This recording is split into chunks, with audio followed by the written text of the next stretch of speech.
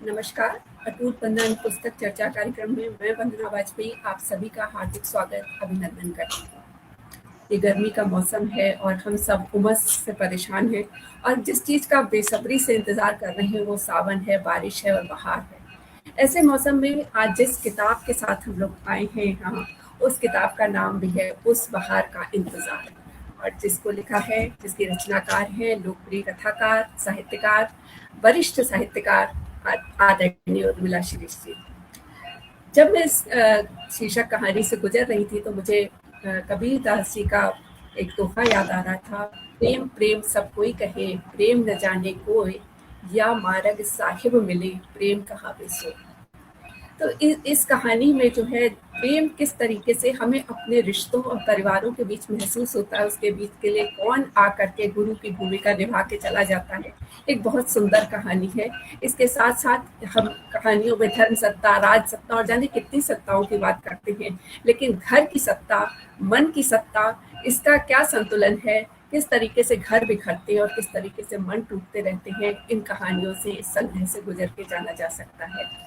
इस संग्रह पर बात करने के लिए हमने विद्वान मनीषी वक्ता आमंत्रित किए हैं जो इस संग्रह को रेशा रेशा खोलेंगे, और संचालन की भूमिका में है पल्लवी मुखर्जी जी, जिनके विषय में थोड़ा सा परिचय दे देती हूँ। पल्लवी जी वैसे तो आप सब परिचित ही होंगे, लेकिन क्योंकि वो काफ़ी कार्यक्रमों में एक्टिव रहती हैं, लेकिन पल्लवी जी का जन्म जो है वो सरगुजा में हुआ। उन्होंने स्नातक की शिक्षा प्राप्त की और संगीत विशारद हैं।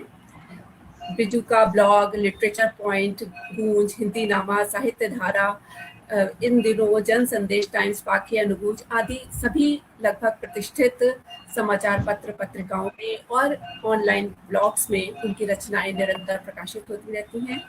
और इसके अलावा 10 साझा संकलन में उनकी कविताओं का अंग्रेजी में और बांग्ला में अनुवाद भी हुआ है। पहला कविता संग्रह उनका विलुप्त हो जाती है स्त्रियां हैं। तो मैं पल्लवी जी आपको ये मंच सौंपती हूँ और मैं लास्ट में आऊँगी। आप वक्ताओं को आमंत्रित करिए और हम इस संग्रह की बारीकियों से, खूबियों से परिचित होंगे। नमस्कार।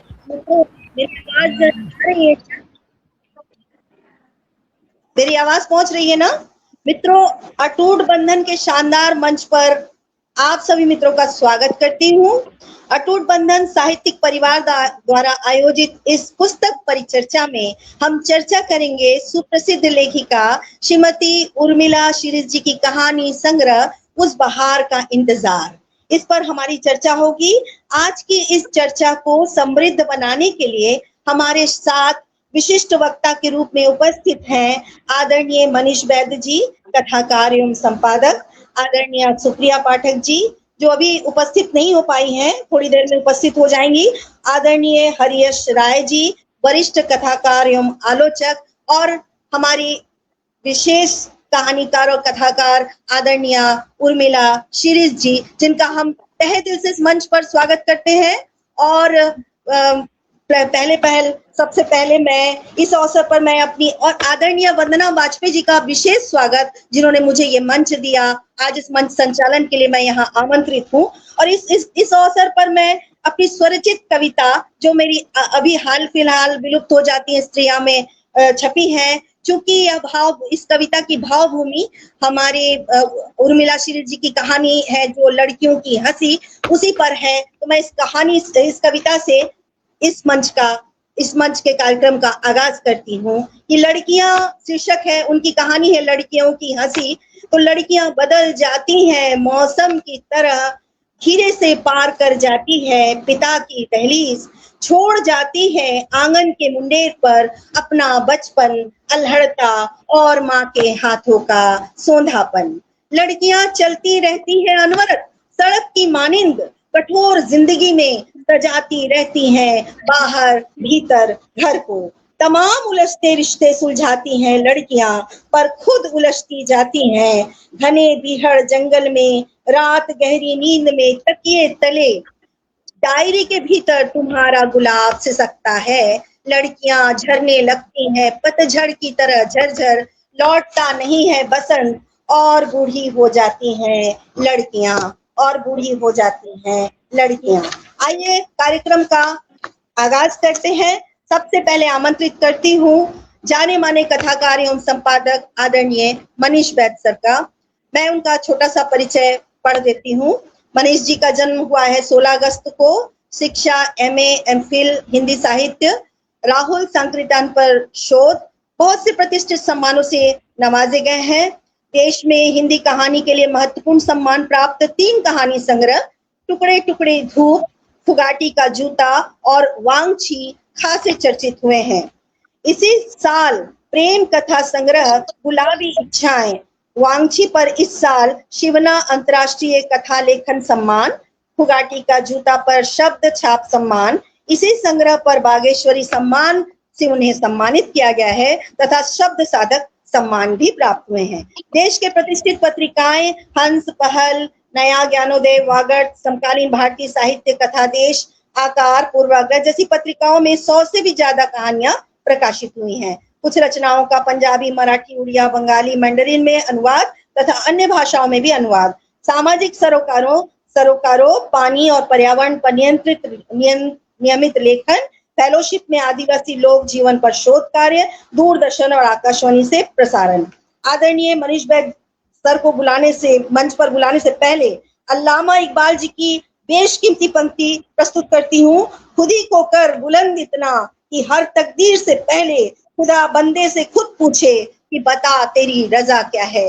आदरणीय मनीष बैद सर, आपको ये मंच सौंपते हैं। बहुत बहुत धन्यवाद पल्लवी जी। और जैसा कि आज अटूट बंधन का यह पुस्तक पर चर्चा का सत्र है, सबसे पहले तो मैं अटूट बंधन को इस तरह के नवाचारी प्रयोग के लिए बधाई और शुभकामनाएं देना चाहूंगा कि उन्होंने पुस्तकों को पाठकों से जोड़ने के लिए ये एक बहुत अच्छी पहल प्रारंभ की है। और इस पहल का असर यह है कि अब किताबों पर उस तरह से चर्चा होने लगी है और पाठकों तक किताबें और किताबों की विशेषताएं पहुंचने लगी है। कहते हैं कि किताब कितनी भी अच्छी हो, जब तक वो पाठकों तक पहुंचती नहीं है तब तक उस पर बात नहीं बन पाती है, वो पाठकों के बीच लोकप्रिय नहीं हो सकती।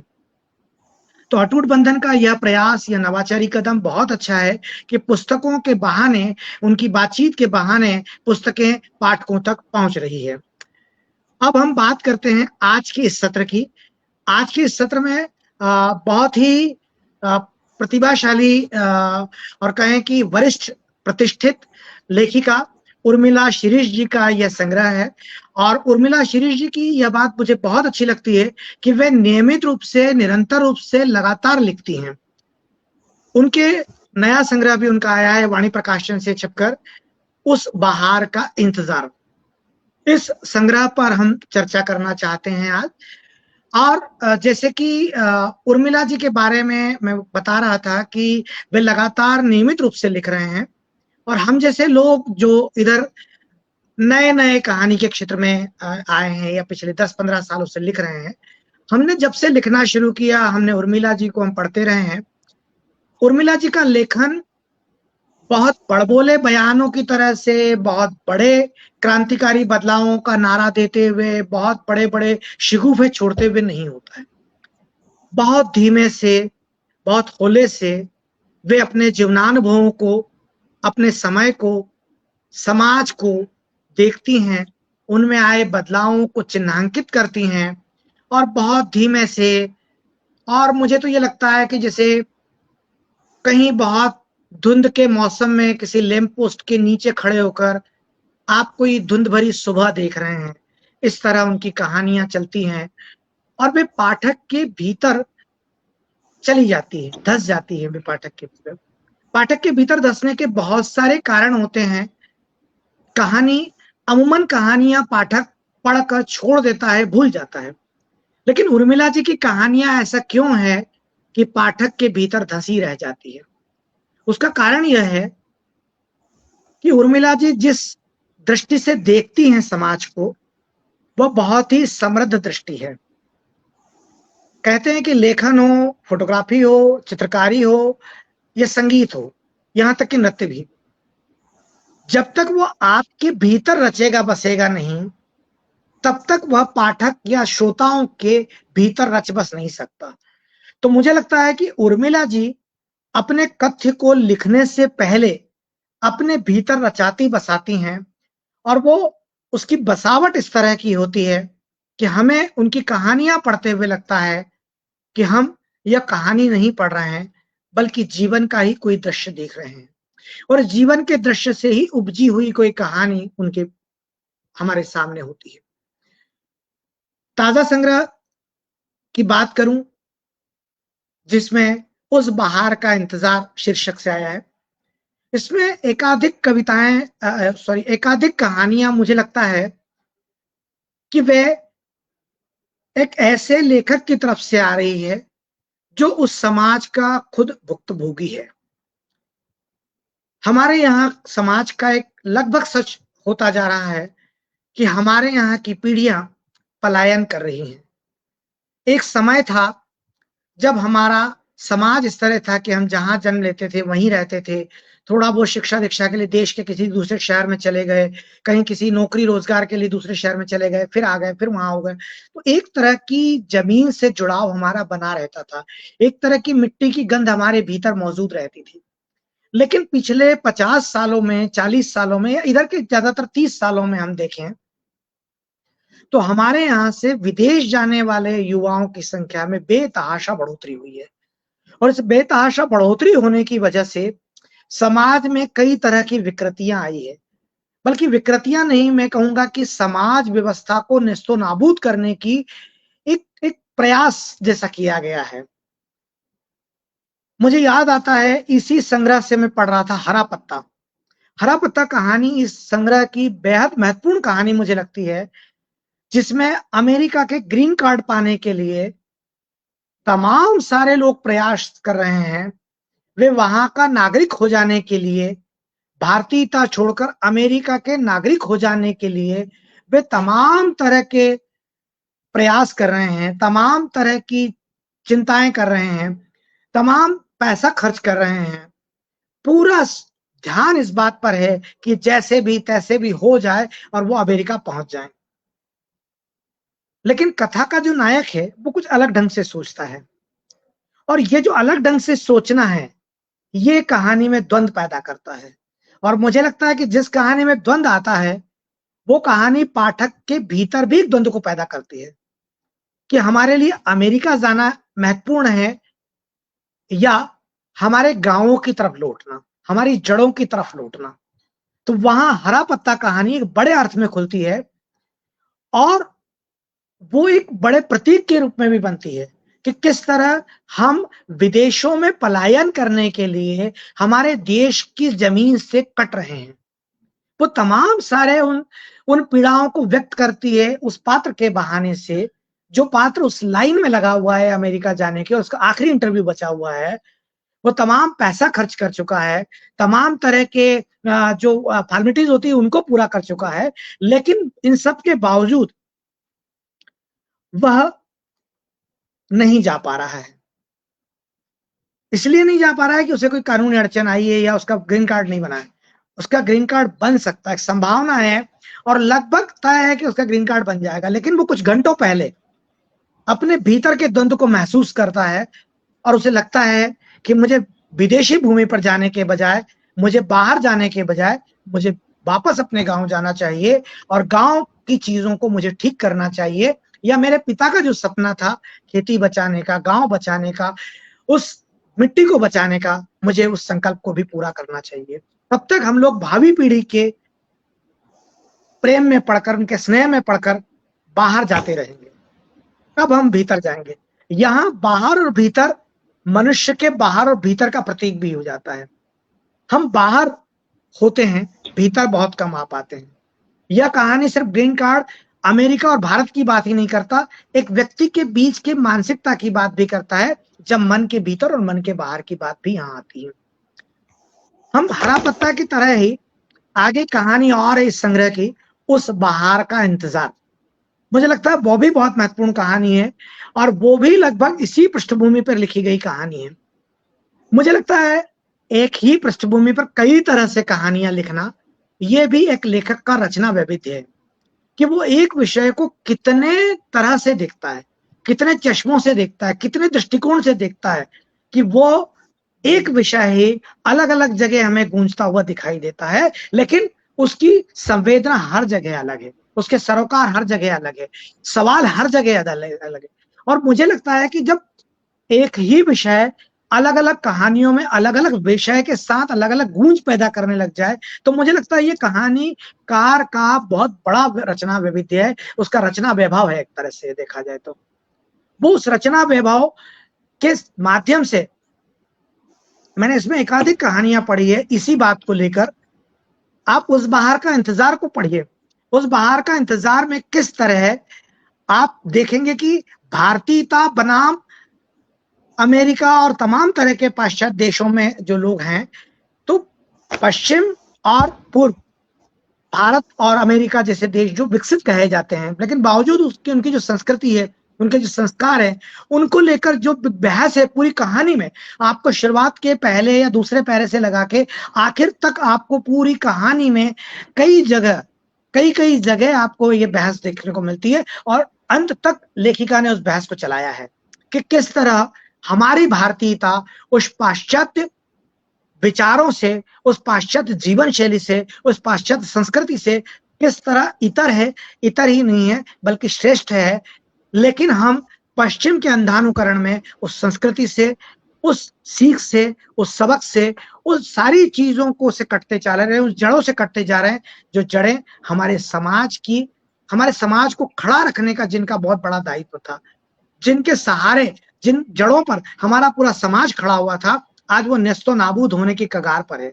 तो मुझे लगता है कि उस बहार का इंतजार में जिस तरह वो जो विदेशी बूढ़ा है, जो फौज से रिटायर्ड होकर आया हुआ है, और जिस तरह वो आकर फौज से आने के बाद उसमें युद्ध पर चर्चा है, कैसे युद्ध होता है, क्यों युद्ध और शांति में क्या चीजें होती है, वहां जीवन शैली को लेकर है, खान पान को लेकर है, पश्चिम में जो ग्रेवयार्ड बहुत पास में होते हैं, उनके जो दफनाने का स्थान है वो बिल्कुल पास में है, वहां पे उस पर बातचीत, खूब सारी चर्चाएं हैं। लेकिन उन सारी चर्चाओं में भारतीय बनाम पाश्चात्य जो सभ्यता की बातें करती है, उसमें आप एक बहुत अच्छी बहस देखेंगे और बहुत प्रभावी बहस है वहां वो।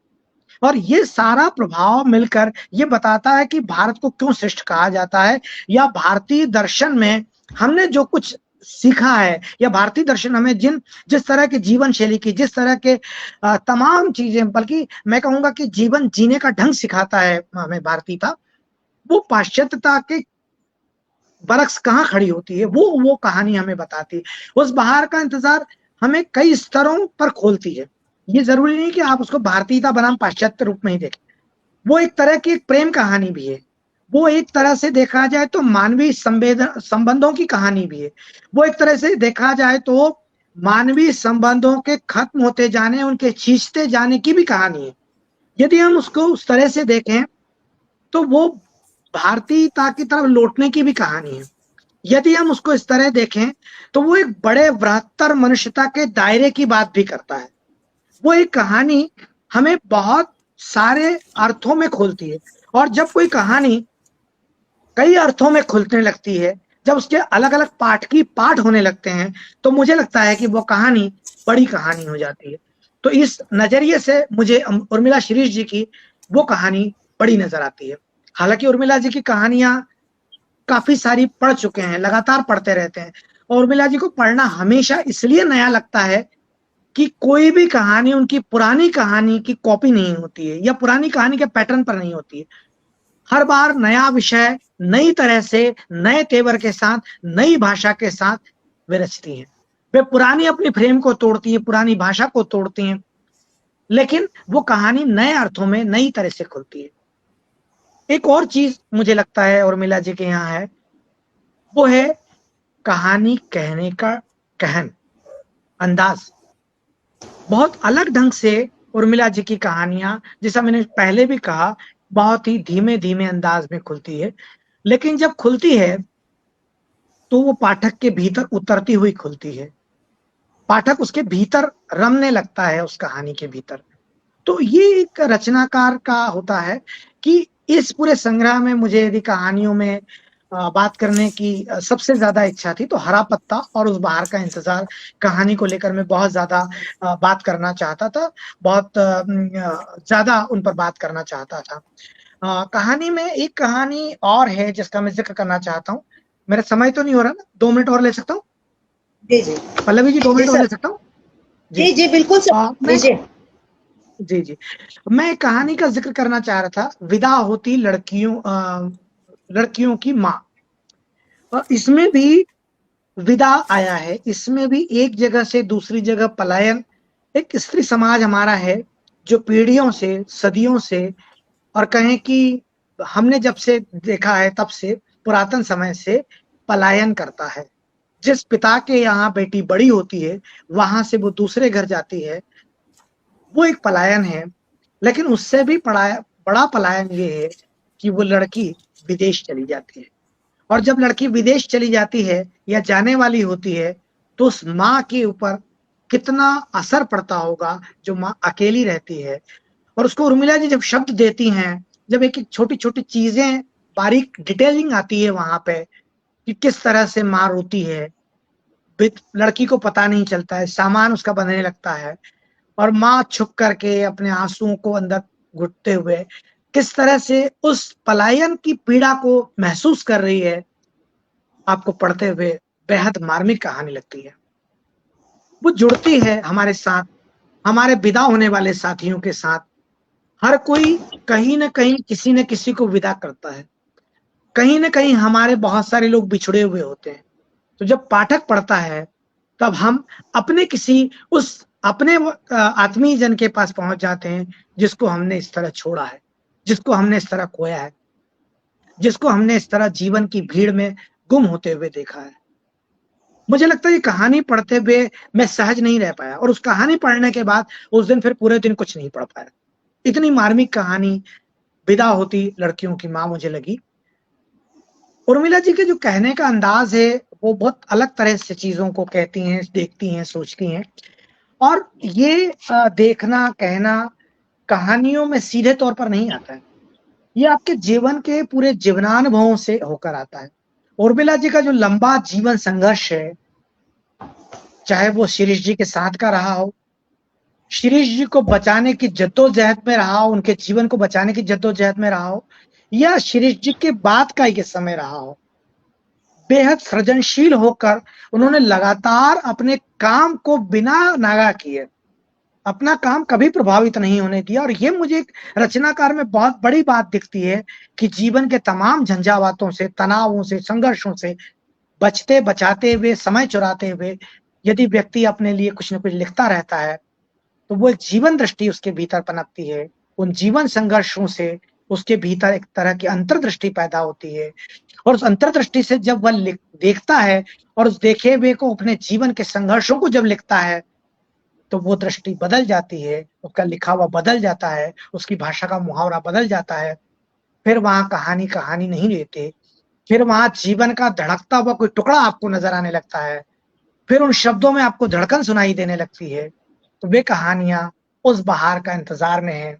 मैं बात तो करना चाह रहा था नाच कठपुतली पर भी, क्योंकि नाच कठपुतली जिस तरह स्त्री होने के सवालों को उभारती है, बेहद संजीदा कहानी है, जो स्त्रियों के अधिकारों की बात करती है, जो स्त्रियों के सवालों को बड़ी मुखरता के साथ, बड़े मानीखेज ढंग से सामने लाती है। मैं बात तो करना चाहता था पराजय के समीकरण को लेकर, जो पॉलिटिकल पृष्ठभूमि पर एक कहानी लिखी गई है, लेकिन वह भी इसी तरह है कि किस तरह पलायन करते हैं हम लोग अपने ही जीवन में, राजनीति से, घर से बाहर, बाहर से घर, और किस तरह से हम अपनी इच्छाओं को अपनी अगली पीढ़ी के लिए सौंपते हैं। मैं बात करना चाहता था मंदिर और कुआं जैसी कहानी पर, जो बहुत ही सहज ढंग से हमें अपने चीजों से जोड़ती है, हमें अपने गांव से जोड़ती है, अपनी मिट्टी से जोड़ती है। लेकिन समय की अपनी सीमाएं हैं, और मैंने फिर भी बहुत अपनी सीमा से शायद आगे रह के ही बात कर ली।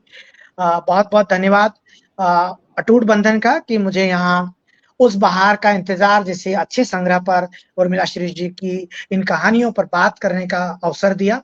बहुत बहुत बधाई उर्मिला शिरीष जी को इस बेहतर संग्रह के लिए। और इस बेहतर संग्रह के बाद उम्मीदें हमारी, जैसे कि हर किताब के बाद उम्मीदें बढ़ जाती है, अच्छी किताब के बाद ये अगला संग्रह, अगली रचनाएं आपकी और भी हमें समृद्ध करेंगी और भी हमारे लिए पढ़ने लायक होंगी। हम और पढ़ेंगे और आपको हमेशा पढ़ते घूमते रहेंगे। इन्हीं शुभकामनाओं के साथ बहुत बहुत धन्यवाद। बहुत बहुत धन्यवाद मनीष बैद सर। उनकी शानदार विश्लेषणात्मक वक्तव्य के बाद कार्यक्रम हम आगे बढ़ाते हैं। उन्होंने बहुत सी कहानियों पर अपने टिप्पणी दी और इसके बाद कहानी आगे बढ़ती, इस कार्यक्रम को आगे बढ़ाने के लिए सुनने के बाद आइए हम स्वागत करते हैं आदरणीय हरियस राय जी का। मंच पर बुलाने से पहले मैं उनका भी छोटा सा परिचय पढ़ देती हूँ। आइए हम उनकी साहित्यिक गतिविधियों पर भी नजर डालते हैं। और उनका जो जन्म हुआ है फतेहगढ़ उत्तर प्रदेश में और हिंदी कथाकारों की अग्रिम पंक्ति में शामिल हरियस राय पिछले 3 दशकों से कथा लेखन में सक्रिय हैं। ये अपने समय के जीवन यथार्थ को गहरे मानवीय सरोकारों से के साथ दर्ज करते हैं। सहजता और सादगी में इनकी रचना की पहचान है। कृतियां इनकी है नागफनी के जंगल में, मुट्ठी में बादल, दहन, माटी रात उपन्यास, बर्फ होती नदी, उधर भी सहरा, अंतिम पड़ाव, वजूद के लिए, सुबह सवेरे, किस मुकामत। कहानी संग्रह हरियस राय ने भीष्म साहनी, सादगी का सौंदर्य शास्त्र व कथा कहानी एक नाम से 2 किताबों का संपादन भी किया है। एक और कहानी संग्रह है, वो है महफिल और कलम।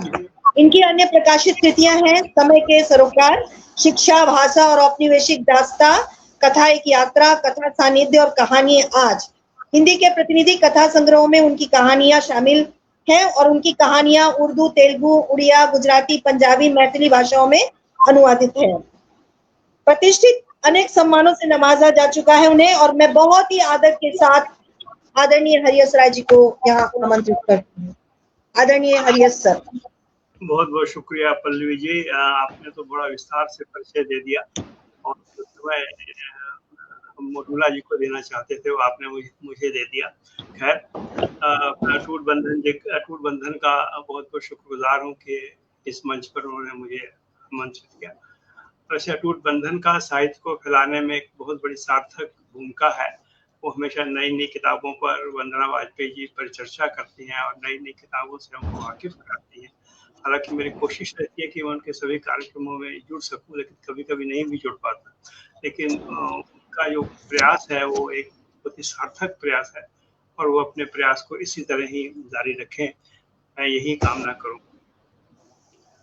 मैं उस बहार का इंतजार, जब ये किताब मुझे मिली बहुत पहले मेरे पास थी, तब उस एकदम जो दिमाग में हॉन्ट होता है इस किताब को, इस शीर्षक को देखते हुए, तो मुझे शाहिर की नज्म याद आती है कि अपनी काली करतूतों पर ये जब ये दुनिया शर्माएगी तो सुबह कभी तो आएगी। तो वो सुबह कभी तो आएगी भी, हम वो उसी बहार का इंतजार कर रहे हैं। और जो काली करतूतें हैं जिसपे जब दुनिया को शर्म करनी चाहिए, जो शाहिर कहते हैं, उन काली करतूतों को बेहद रचनात्मक स्तर पर एक आस्थावान लेखक की तरह उर्मिला जी ने इन संकलन की कहानियों में दर्ज किया है। पहले भी मैं इनकी कहानियां लगातार पढ़ता रहता हूँ।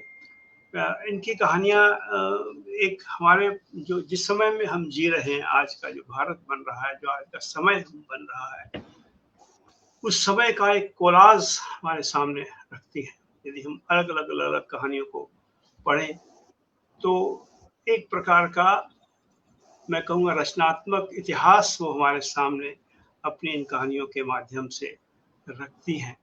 और समय के सच को, वह सच जो सतह पर है, जो सतह पर नहीं है, उस सच को रेखांकित करने की कोशिश करती है। सतह पर कोई और सच है जो हमें दिखाई देता है, लेकिन जो नहीं दिखाई देता, उर्मिला जी उस सच को हमारे सामने रखने की कोशिश करती हैं और बेहद संवेदनात्मक स्तर पर रखती हैं, रचनात्मक स्तर पर रखती हैं और एक वैज्ञानिक दृष्टिकोण को लेकर के करती हैं। ये समग्रता उनकी कहानियों के बारे में मेरी ऐसी राय है। इन संकलन की कहानियों को भी पढ़े तो जैसा भी मनीष जी ने कहा कि वो घटना स्थितियों का वर्णन करती हैं और जो उनके जीवन संदर्भ सामने आए हैं, लेकिन उन घटना स्थितियों का वर्णन करते समय एक बेहद तेज तीव्र आवेग सा उनमें रहता है, जिससे कहानियां बहुत सघन और गहरी होकर के उभरती हैं।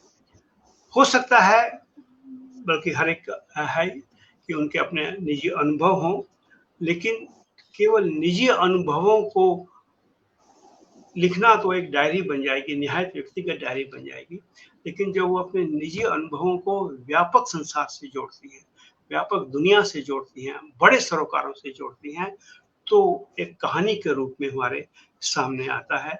और यही उनकी कहानियों की बहुत बड़ी विशेषता है कि निजता में भी वो व्यापकता की तलाश करती है। एक चीज जो थी उनकी कहानियों में, चींटियों का रेस कहानी का मैं जिक्र करूंगा। ये इधर हर कथा लेखिकाओं ने और हर पुरुष लेखक ने भी, या लेखक ने भी, कथा महिला या पुरुष की बात नहीं है, किसी न किसी रूप में पुरुष वर्चस्व के खिलाफ लिखा है। खूब सारी कहानियां लिखी जा रही हैं, खूब सारे उपन्यास लिखे जा रहे हैं, लेकिन उर्मिला जी जब पुरुष वर्चस्व के खिलाफ लिखती हैं तो उनकी अभिव्यक्ति है वो एकदम अलग तरह से होती है। वह अपने समय के उन स्त्रियों को की कथा कहती हैं जो किसी न किसी रूप में वर्तमान पुरुष प्रधान सोच और उसकी कार्य प्रणाली से पिस रही हैं, लेकिन एक अलग अंदाज में। उनकी कहानियों का जो दायरा है मध्यवर्ग और मध्यवर्ग की संपन्न महिलाएं हैं, लेकिन खासियत क्या है, वो सारे पात्र उनके मध्यवर्ग के हैं, खाते पीते लोग के हैं, लेकिन जो दुख का दायरा है वो दुख के दायरे में कोई फर्क नहीं है। वो दुख का दायरा, वो दुख उतना ही गहन रूप में उन मध्यवर्ग की महिलाओं में पुरुष प्रधान समाज की वजह से है, जितना दुख आम आदमी या निम्न वर्ग में या सर्वहारा वर्ग में या शोषित वर्ग में या की महिलाओं में अपने परिवारों में पुरुष प्रधान समाज की वजह से है। व्यक्तियों का वर्ग चरित्र अलग अलग हो सकता है, पात्रों का वर्ग चरित्र अलग अलग हो सकता है, लेकिन दुख का स्तर जो है वो दोनों का एक ही है। इसलिए इनकी कहानियां बहुत खास कहानियां रखती हैं। अब जैसे चींटियों का स्तर कहानी पर मैं देखूं तो ये कहानी मूल रूप में 3 स्तरों पर चलती है। इस कहानी में एक कहानी के स्तर पर अंशिका है, एक स्तर पर दूसरे स्तर पर उसकी बुआ है और एक स्तर पर उसकी माता पिता है।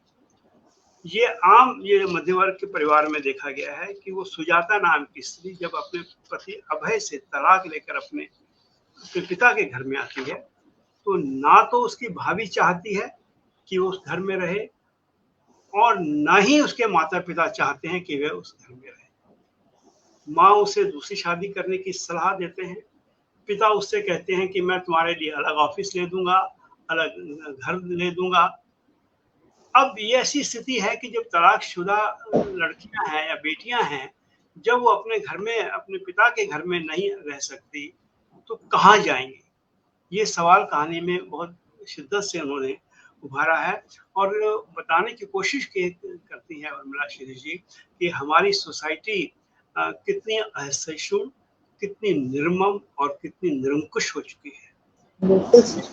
ये निर्ममता को इतनी गहराई से करते हैं कि कई बार लगता है कि कहानी पढ़ते पढ़ते मैं उस कहानी को रुक गया, यार अब थोड़ा बाद में पढ़ूंगा इस कहानी को, आगे पढ़ा नहीं गया। इस हद तक हम जब निर्मम समाज को देखते हैं अपने घरों में, अपने परिवारों में, अपने समाज में, तो दहल जाते हैं।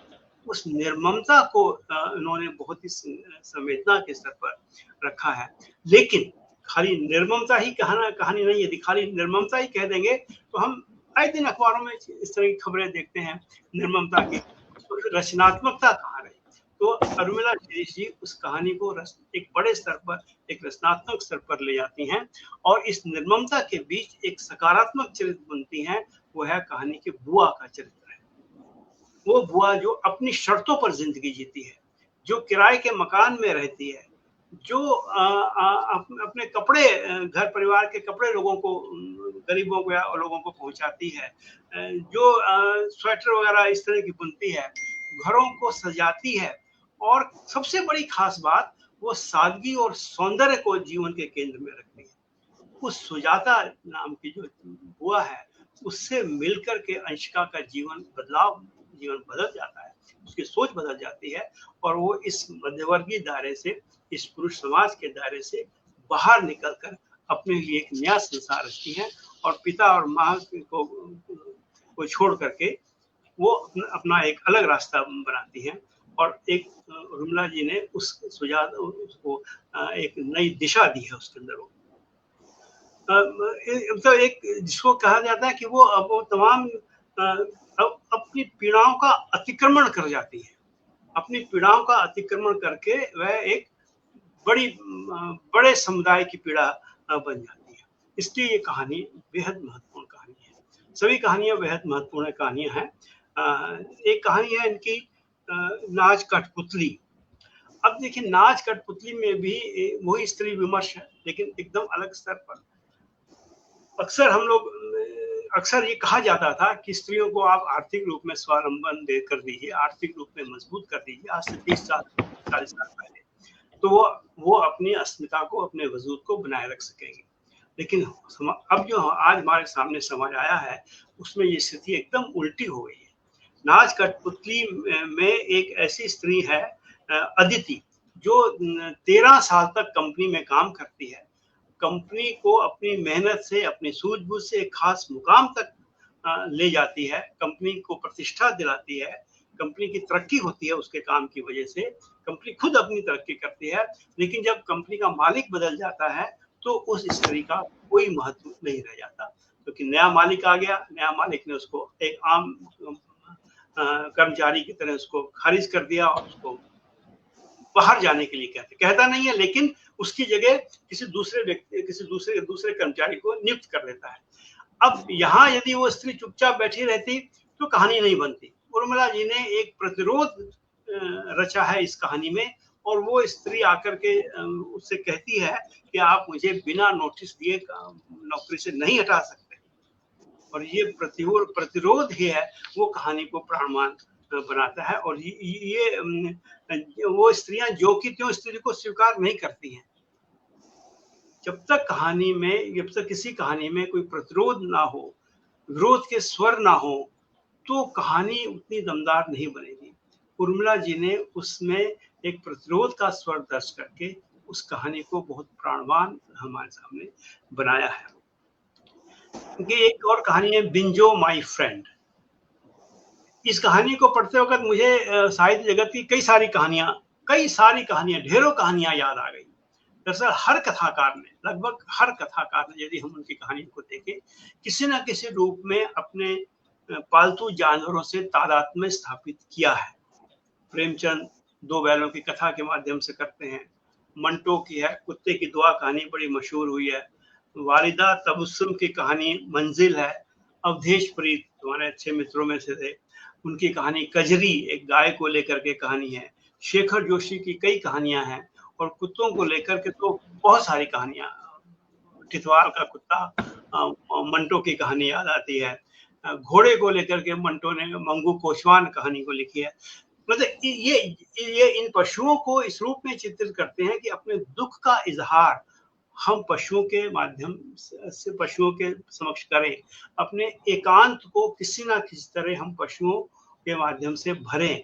क्योंकि आए दिन इधर एक ये भी मध्य वर्ग में एक बहुत बड़ा आम प्रचलन हो गया है। विदेशों में तो पहले था ही था, और तो विदेश में देखती होंगी हर घर में, अब हिंदुस्तान के घरों में भी हो गया है। लोगों को कुत्ते और बिल्लियां पालने का बहुत तेजी से शौक विकसित हुआ है। उसकी शौक की वजह यह है कि उनके मन में अकेलापन इतना ज्यादा व्यक्त हो गया है कि वो उनसे बातचीत करते हैं, परिवार रहे नहीं, बहुत सारे कारण हैं। तो इनको लेकर के उन्होंने कहानी लिखी है बिंजो माय फ्रेंड। अब कहानी में एक मुकुल जी हैं जो अपने जीवन में अकेले रह गए और कुत्तों के बातचीत से अपने मनोभावों को व्यक्त करते हैं। लेकिन केवल मनोभावों को व्यक्त करने से ही बात नहीं होती। उर्मिला जी कहानी को एक नए स्तर पर ले जाते हैं। उनकी बेटी उसे बार बार आग्रह करती है कि वे उसके साथ जाकर रहें, लेकिन वो नहीं रहना चाहती। एक ये प्रवृत्ति भी उर्मिला जी की कई कहानियों में देखी है, और मैं खुद देखता हूँ कि आजकल जो वृद्ध हैं, जो वृद्ध तो नहीं, जो सीनियर सिटीजन है, जो सक्षम है आर्थिक रूप में, वो अपने बेटे या बेटियों के पास जाकर रहना बहुत ज्यादा पसंद नहीं करते। वो अपना जीवन स्वयं जीना चाहते हैं, जो कि बहुत बड़ी बात है। उनके यहाँ जाने में शायद उनको कुछ सीमाएं लग सकती हैं, कुछ अंकुश लग सकते हैं, लेकिन वो अपनी स्वतंत्रता को इस उम्र में भी नहीं छोड़ना चाहते, अपना जीवन खुद जीना चाहते हैं। ये कई कहानियों में ये एक अंतःसलिला की तरह उर्मिला जी की कहानियों में ये बात विद्यमान है। इस कहानी में भी वो जो पात्र है, वो अपनी बेटी के पास नहीं जाना चाहता, वो अपनी शर्तों पर जीवन जाता है। और फिर वो दूसरी शादी भी करता है, उसमें और भी कई इधर प्रसंग हैं। हालांकि वो प्रसंग एक अलग दिशा की ओर चले जाते हैं, लेकिन मूल स्तर जो है बिंजो का और उसके कुत्ते का है। फिर उसके बाद में उसके एक साथी का कहा हुआ वाक्य याद आता है।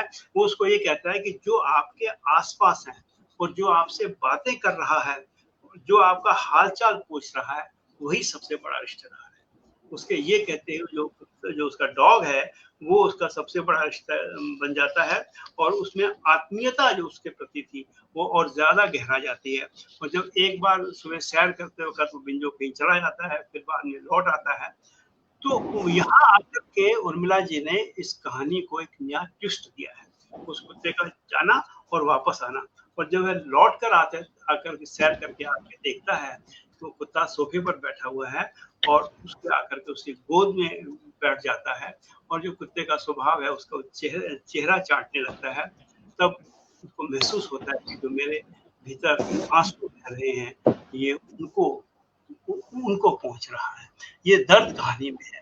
ठीक जब ये कहानी का हुआ तो मुझे मंगू कोचवान जो मंटो की कहानी है वो याद आई, जिसमें तांगे वाला घोड़े के गले रख करके रोता बिलखता है और उसे अपने दुख का इजहार करता है। वही संवेदना का वही धरातल मुझे इस कहानी में भी दिखाई देता है। जो प्रमुख कहानी है जिसका मनीष जी ने काफी विस्तार से जिक्र किया, उस बहार का इंतजार है। यकीनन हमको भी सबको उस बहार का इंतजार है। वो बहार केवल व्यक्तिगत संबंधों में ही नहीं, सामाजिक बदलाव में आए, ऐसी कोई बहार आए जो समाज को नए सिरे से बदल दे, हमारी सोच को बदल दे, लोगों की जीवन की गुणवत्ता को बदल दे। हम सब बहार का इंतजार कर रहे हैं। लेकिन और जो अकेलापन छा गया है, मध्यवर्गीय जीवन में जो अकेलापन छा गया है, उसको उर्मिला जी इस कहानी के माध्यम से प्रेम से भरने की कोशिश करती हैं। ये उनकी कहानी की एक बहुत बड़ी खूबी है। मनीष जी ने बहुत विस्तार से बताया इस कहानी के बारे में कि कहानी में एक संहिता नाम की एक स्त्री है। वो विदेश में अपने बच्चों के पास गई है, उसका पति नहीं है। वहां उसे एक स्मिथ नाम का आदमी मिलता है जो सेना से रिटायर हुआ है। उसका वैवाहिक जीवन भी बहुत ज्यादा नहीं चलता, 7 साल तक चलता है। उसके जीवन में भी अनेक कानूनिक प्रसंग हैं। उसके 3 बेटे हैं। एक बेटा आत्महत्या कर लेता है, दूसरा एक्सीडेंट में मारा जाता है, और फिर वो दूसरी शादी करता है। फिर उससे एक संतान बेटी पैदा होती है लुइस नाम की, उससे घरों में और क्लेश पैदा हो जाता है। तो इस दौरान वह इस संविदा से उसकी मुलाकात होती है, तो दोनों में एक स्नेह संबंध विकसित होता है। और जब वो उसका बेटा जब फिर वो लौट के आती है, इससे बहुत लंबी कहानी उन्होंने लिखी है और उसका पूरा सारांश बताने की जरूरत नहीं है। फिर वो जब उसको पत्र मिलते हैं, अपने बेटों के पत्र मिलते हैं, तो उसको पता चलता है कि वो हिंदुस्तान में आना चाहता है, यहाँ करके राजस्थान, मांडू, सोमनाथ, बनारस आदि घूमना चाहता है। तो उसके मन में भी कहीं ना कहीं एक स्नेह सा, एक प्रेम के सूत्र पैदा होते हैं संहिता के मन में भी। और वो जब उसको पत्र मिलता है, उसको बोलता है कि मैं यहाँ आना चाह रहा हूँ, तो वह उस बाहर का उसका इंतजार करती है। यानी कि वो महिला अपने अकेलेपन का अतिक्रमण करती है और अकेलेपन की एक त्रासदी को दर्ज करती है।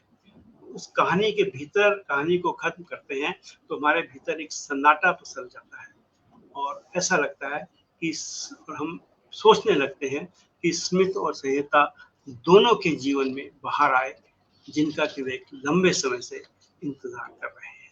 इसलिए ये कहानी बड़े व्यापक संदर्भ में है। और जैसा कि मनीष जी ने कहा कि उर्मिला जी ने इस कहानी में भारतीय जीवन शैली और विदेशी जीवन शैली के द्वंद्व को भी रचा है। एक तरफ भारतीय जीवन पद्धति है, एक तरफ विदेशी जीवन पद्धति है।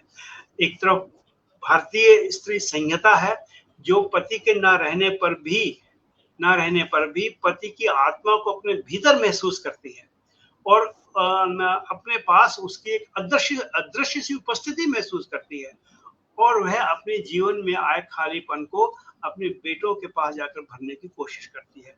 रिश्तों की रागात्मकता को उन्होंने दर्ज किया है और भरपूर जीवन जीती है। और दूसरी तरफ वो स्मिथ है जहां दो शादियां करने के बावजूद भी उसके जीवन में अकेलापन समाया हुआ है। वह भारत आना चाहता है और देखना चाहता है कि भारत में लोग किस तरह मंदिरों में जाकर प्रार्थना करते हैं और अपने हौसलों को बनाए रखते हैं। इन दो ध्रुवों पर चलती हुई ये कहानी एक हमारे समय की बहुत बड़ी कहानी बन जाती है, उस बहार का इंतजार है। इस तरह एक इनकी कहानी है ऑन स्क्रीन वाकई हमारे आज की पीढ़ी की कहानी है, जिसमें बदलते समय की धड़कन को हम महसूस कर सकते हैं कि आज ऑनलाइन का दौर है, जब शादियां भी ऑनलाइन से तय होती हैं। लड़के लड़की दोनों के परिवार ऑनलाइन के माध्यम से रिश्ते बनाते हैं। बहुत बारीकी से उन्होंने इस ऑनलाइन से बनने वाले रिश्तों को चित्रित किया है कि पल्लवी और आशुतोष से फोन पर संवाद चलते हैं। जो भी हम बात कर रहे थे पुरुष प्रधान समाज में, वो आशुतोष देखिए शादी से पहले किस तरह उसको अपने नियंत्रण में रखना चाहता है। वो चाहता है कि हर वक्त उसका मोबाइल फोन ऑन रहे, वो हर वक्त उससे जुड़ा रहना चाहता है। बल्कि वो यहाँ तक कहता है कि हमारे परिवार में ना तो जिम जाने की इजाजत है, ना महंगे कपड़े लेने की इजाजत है, ना लड़कियों को देर तक बाहर जाने की इजाजत है। यानी कि एक दकियानूसी समाज ऑनलाइन में ये तो खतरा तो है, खतरा तो सभी जगह है, पर ऑनलाइन में ये खतरा थोड़ा ज्यादा महसूस करते हैं। लेकिन माँ बाप देखिए, माँ बाप ये चाहते हैं कि किसी तरह उसकी शादी हो जाए। ये एक बड़ी विडंबना है। चाहे जीवन साथी पसंद आ रहा है या नहीं आ रहा, फिर भी माँ बाप चाहते हैं शादी हो जाए। और ये इससे लड़कियों का, मेरा अपना अनुभव भी है और मैंने देखे भी हैं, लड़कियों का त्रासद जीवन जीने में कुछ ना कुछ भूमिका उनके माँ बाप की भी होती है। इसमें हम बच नहीं सकते, उनको क्लीन सर्टिफिकेट नहीं दे सकते। या तो उनके फैसले गलत होते हैं या वो फैसले लेने में सक्षम नहीं होते, जिसका खामियाजा लड़कियों को जिंदगी उठाना पड़ता है। और वो इतनी बोल्ड भी नहीं होती है कि वो आगे जाकर कोई बड़ा कदम उठा पाए। ये हमारे भारतीय समाज इस संकटों में फंसा हुआ है। तो अब वो उसकी माँ कहती है कि तो शादीशुदा का स्टेटस मिल जाएगा। कितनी कारुणिक बात उर्मिला जी ने इस चीज को लिखा है, किसको तो मर्म को पकड़ा है। यानी कि भले ही वो लड़का जैसा हो, लेकिन उसकी शादी हो जाए, क्योंकि माँ चाहती है तो शादीशुदा होने का स्टेटस मिल जाए। ये एक समाज की ऐसी बीमारी है जो जितनी जल्दी खत्म हो उतना अच्छा है, बल्कि ना हो ऐसी बीमारी। इस तरह की हमें कामना करनी चाहिए। आशुतोष पल्लवी, लेकिन वो लड़की जो पल्लवी है, वो अपने जीवन अपने स्टैंड खुद लेती है। जब उसको लगता है कि मेरी अपनी गरिमा पर प्रहार कर रहा है लड़का, तो वह शादी के लिए नकार देती है। और ये उसका नकारना ही मुझे लगता है कि एक स्त्री की मानवीय गरिमा की कहानी उर्मिला जी बना देती है। ये नकार बहुत बड़ा है। ऐसी कहानियां समाज में एक नई सोच पैदा करती है और इस तरह की कहानियों की बहुत ज्यादा जरूरत है। अब एक कहानी है मंदिर और कुआं। अब ये हमारे इस कहानी को थोड़ा और विस्तार से लिखा जाना चाहिए था। जैसे उस बहार का इंतजार है या हरा पत्ता कहानी लिखी, उस तरह इस कहानी को उर्मिला जी थोड़ा और विस्तार से लिखी। क्योंकि विस्तार से इसलिए क्योंकि उसमें जो सवाल है, जो सरोकार है, बहुत बड़े सरोकार है। तमाम मानवीय रिश्तों से, समाज से ऊपर उठ के सरोकार है। उसमें सरोकार है पानी की समस्या, हमारे प्राकृतिक स्रोतों के दोहन की समस्या के सवाल को इन्होंने उठाया है। हम सब देख रहे हैं कि पानी की कितनी कमी है हमारे इस देश में, और किस तरह मतलब पानी को लेकर के हम सब के मन में भयानक दरिद्र छाया हुआ है। पानी की बर्बादी किस तरह हम लोग कर रहे हैं। आए दिन हम देखते हैं अपने घरों में, मध्यवर्गीय कॉलोनियों में गाड़ियों की सफाई से लेकर के क्या क्या नहीं हम देखते हैं। लेकिन पानी का सरोकार इस कहानी में बहुत बड़ा मुद्दा उन्होंने रखा है। और इस सरोकार के लिए छोटे एक गांव के स्तर पर पंचायत बैठती है। वो बताते हैं गांव में पानी सूख गया है, ट्रैक्टरों में मोटरसाइकिल में पानी की बर्बादी हो रही है। इस बर्बादी को रोकने के लिए पंचायत बुलाई जाती है, पानी के संरक्षण पर विचार किया जाता है, नए नए बावड़ियां बनाने की कोशिश की जाती है, बरसात के पानी को सुरक्षित रखने के लिए पानी की टंकी बनवाने की कोशिश की जाती है, इस तरह के। और एक बाद में एक मंदिर की कल्पना करते हैं इस कहानी में। वो पानी को छोड़ के एक मंदिर की कल्पना की जाती है, जिसमें वो बताने की कोशिश करते हैं कि पाप पुण्य स्वर्ग नरक की यही माया है। मुझे ऐसा लगता है कि इस कहानी को यदि वो केवल पानी के स्तर पर ही रखते तो एक कहानी और भी बड़ी कहानी बन सकती थी। हालांकि कहानी में सजीव दृश्य बहुत ज्यादा है और दृश्यात्मकता इनकी कहानी में बहुत बड़ी सफलता है, और वही पानी की कसौटी को हम समझना चाहते हैं। पराजय का समीकरण एक राजनीतिक कहानी है। एक हारा हुआ नेता भी अपनी हार स्वीकार नहीं करता। वो बताता है कि आज हम सब जानते हैं, वो कोई बड़ी नई बात भी नहीं है। वो कक्का जी जो हार जाते हैं, अपने बेटे को कहते हैं कि तुमने किसानों के लिए किसानों की भलाई के लिए कोई वायदा नहीं किया, ना महिलाओं के लिए कोई योजना की घोषणा की है। पार्टी उसको टिकट नहीं देती क्योंकि वो बीमार रहते हैं। तो इस चक्कर में वो अपने जो अभी है जो हमारी राजनीति का चरित्र बदल रहा है, वो चरित्र इस कहानी में उर्मिला जी ने रखा है। वो अपने बेटे को टिकट देता है, बेटा हार जाता है, लेकिन वो व्यक्ति फिर भी सत्ता नहीं छोड़ना चाहता और अपनी जो डॉक्टर बेटी है उसको आने वाले चुनाव के लिए तैयार करता है। क्यों? क्योंकि उसको लगता है जो इसके मरीज हैं वो मेरे लिए वोट बैंक के रूप में है और वोट बैंक के रूप में आ सकते हैं। फिर वो किस तरह कोल्ड स्टोरेज की स्थापना करना, मल्टी स्पेशलिस्ट बनाने की तमाम तरह की चीजें वो इसके अंदर करता है। और एक राजनीतिक चरित्र के रूप में ये कहानी बहुत बड़ी कहानी के रूप में हमारे सामने है। इसी तरह एक उनकी कहानी है पीपल का पेड़। इसके अंदर भी एक ऐसी स्त्री है, मतलब एक पति है जो मरणासन है और वो सोचता है कि मैं अपने परिवार के लिए कुछ नहीं कर सका। उसे बहुत अफसोस है कि मैं अपनी पत्नी के लिए पैसों का इंतजाम नहीं कर सका और बहुत सारा पैसा इलाज के लिए खर्च हो रहा है। और वो ये भी जानता है कि अस्पताल में किस तरह टेस्ट हो रहे हैं, किस तरह कमीशन हो रही है। और लेकिन उसकी समझदारी और सूझबूझ, एक बहुत सार्थक चरित्र उर्मिला जी ने गाड़ा है इसके अंदर। उसकी समझदारी और सूझबूझ ये है कि वो अपनी पत्नी की वजूद को बनाए रखने के लिए अपने एक मित्र हैं, कोई शिवचरण दास नाम का, एक वहां खेत ले लेता है, और ताकि वो उसके जाने के बाद उसकी पत्नी उन खेत को बेचकर फ्लैट ले ले और बैंक में रखे हुए पैसों से अपना जीवन यापन करे। लेकिन कहानी का एक और दूसरा स्तर भी है। वो उसके बेटे हैं, वो नहीं चाहते कि उनकी माँ इस उम्र में भी वहाँ या खेतों में जाके रहे, लेकिन वो माँ यानी जो स्त्री है वो फैसला करती है कि ना तो वो बेटों में बटेगी ना बेटों को बांटेगी, कभी इधर रहे कभी उधर रहे। वो इस दायरे से बाहर निकल कर एक नया आयाम सामने रखती है और खुद वहाँ गाँव में जा करके रहने की कोशिश करती है अकेले। शायद टैगोर इसीलिए हमें याद आते हैं एकला चलो रे, जब वो कह गए हैं। तो ये कहानी एक बड़ी कहानी हमारे सामने बन जाती है कि यानी व्यक्तिगत दायरों से बाहर निकलकर उर्मिला जी कहानी को सामूहिकता में प्रवेश करते हैं और अपनी संवेदना को बहुत ही व्यापक धरातल पर ले जाते हैं।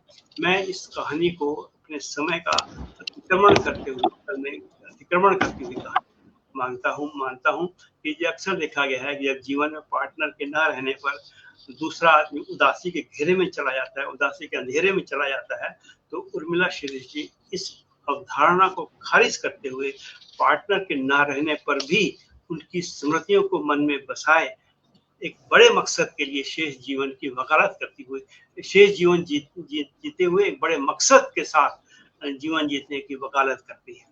ये एक बहुत ही सशक्त और अच्छी कहानी है जो संकेतों में हमें बहुत कुछ कह जाती है। इसलिए एक और कहानी है उनकी विदा होती बेटियां। ये कहानी बहुत ही मार्मिक कहानी है, बहुत छोटी कहानी है, बहुत मार्मिक कहानी है। माँ और बेटी के त्याग की अद्भुत कहानी है।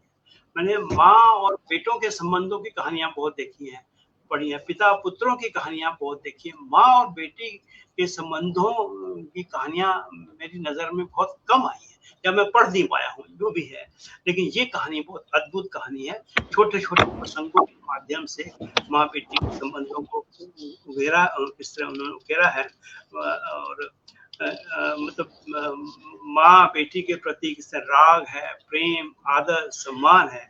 एक माँ है जिसकी बेटी नीलमा है, जो उसके घर में कुछ समय के लिए आई है और बाद में वो अपने घर से विदा होती है, और जब उससे घर से विदा होती है तो उसको याद आता है किस तरह एक एक सामान घर से विदा हो रहा है। तो ये विदाई की जो पीड़ा है वो इस कहानी में बहुत जोर से, बहुत गहराई से दर्ज होती है। तो देखती है कि एक तरफ माँ रसोई में चुप चुप रोती है और बेटी बाथरूम में चुप चुप रोती है, यानी कि दोनों का राग जो है वो उर्मिला जी ने बहुत ही सघन रूप में इस कहानी में दर्ज किया है। इसलिए ये कहानी इस संग्रह की कुछ विशिष्ट कहानियों में, क्योंकि सभी विशिष्ट कहानियां इसके अंदर है। थोड़ा सा 2 मिनट और लूंगा। इस तरह एक कहानी है लड़कियों की हंसी।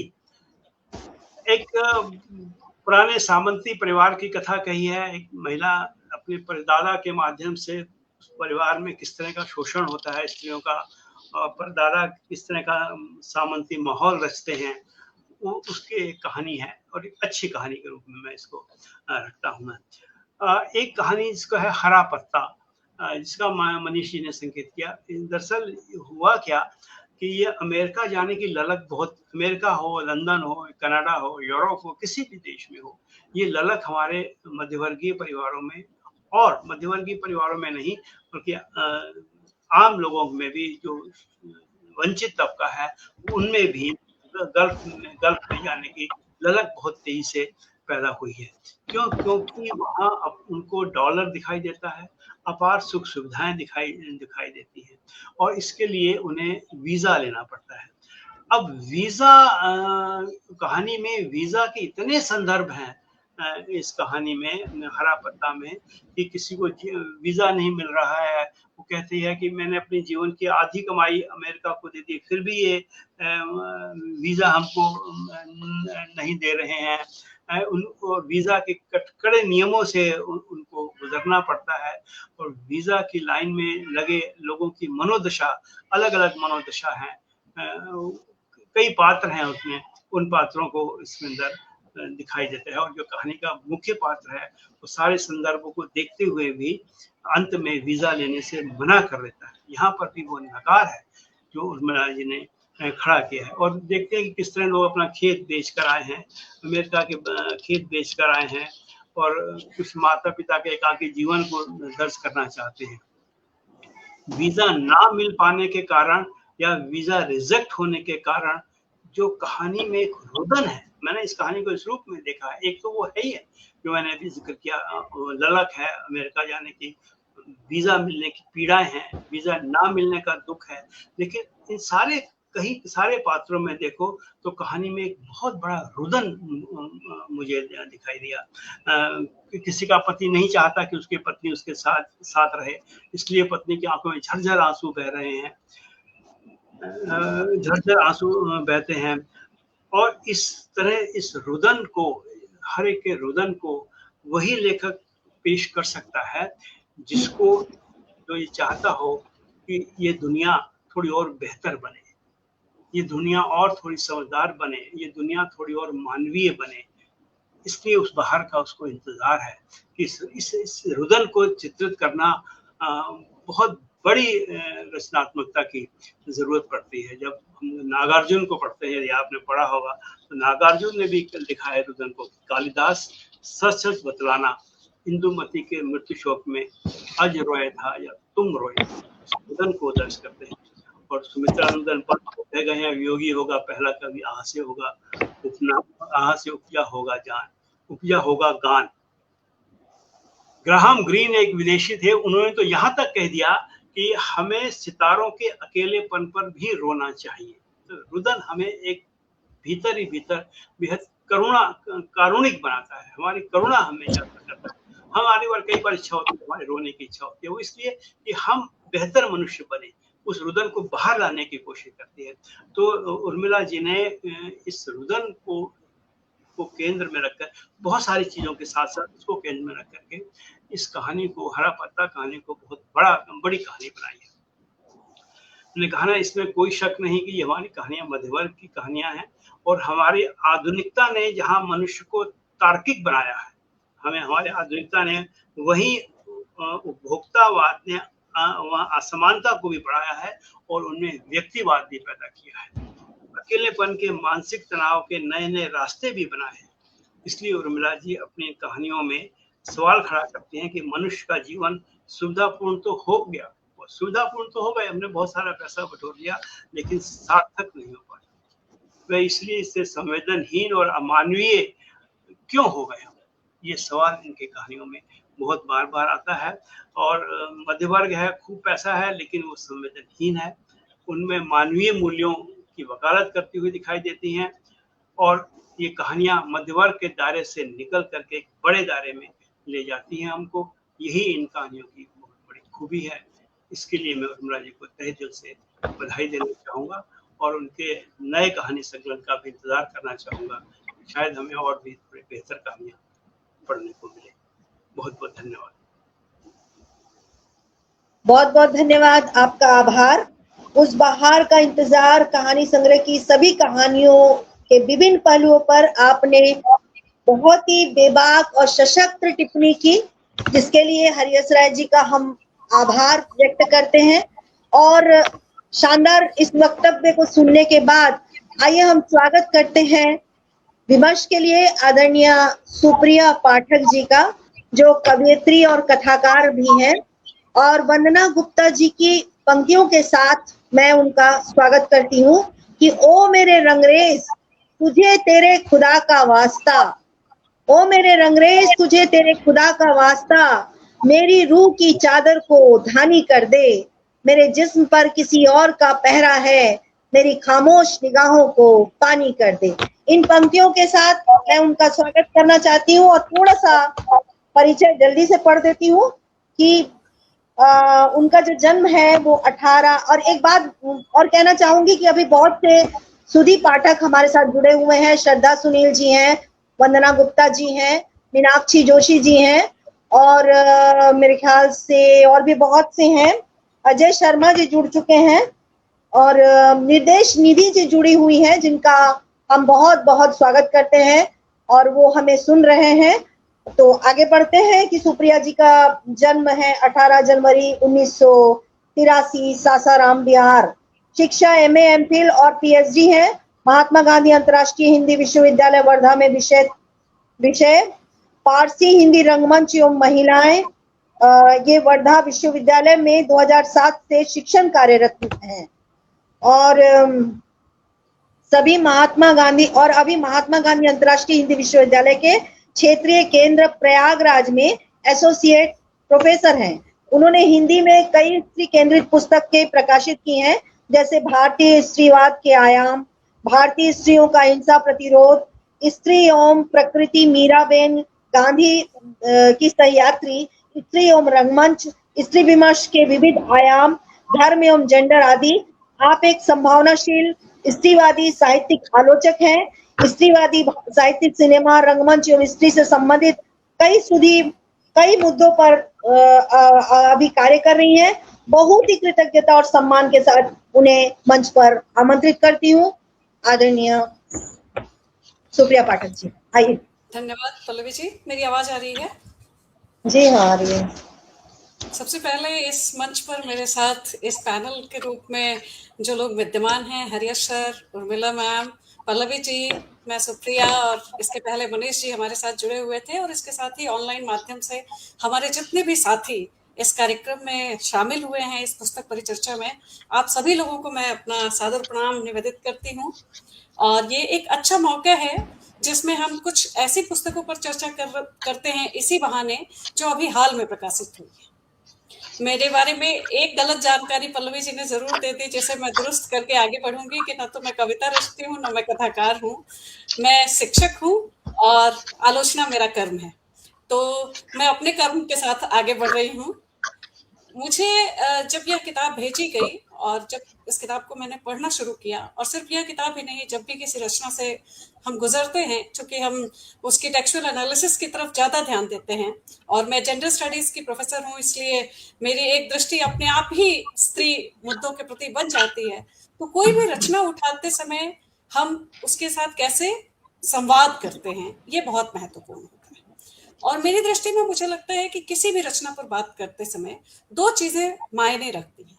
पहला, लेखक, रचना और पाठक का संबंध। लेखक ने लिखा क्या, रचना में वह बात आई क्या, और पाठक ने उसे समझा कितने हद तक।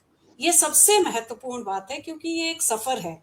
लेखक के मन में किसी विचार का आना, उसे किसी रचना के रूप में, चाहे वो कविता हो, कहानी हो, उपन्यास हो, किसी भी विधा के रूप में पन्ने पर उतर जाना, और फिर पाठक के रूप में उसे ग्रहण करते हुए उसमें अंतर्निहित जो बिंदु हैं उनकी तलाश करना, उनको जानना, उनको समझना, और बहुत सारे ऐसे बिंदु जो हमारे उनको छू जाते हैं उनको रेखांकित करना। ये एक चरण है जो किसी रचना के संदर्भ में, और लगभग सभी रचनाओं के संदर्भ में यह बात समान रूप से लागू होती है। दूसरी महत्वपूर्ण बात यह है कि किसी रचना को पढ़ते समय ये ध्यान देना कि जो लेखक है वह अपने समय के साथ संवाद कर रहा है या नहीं।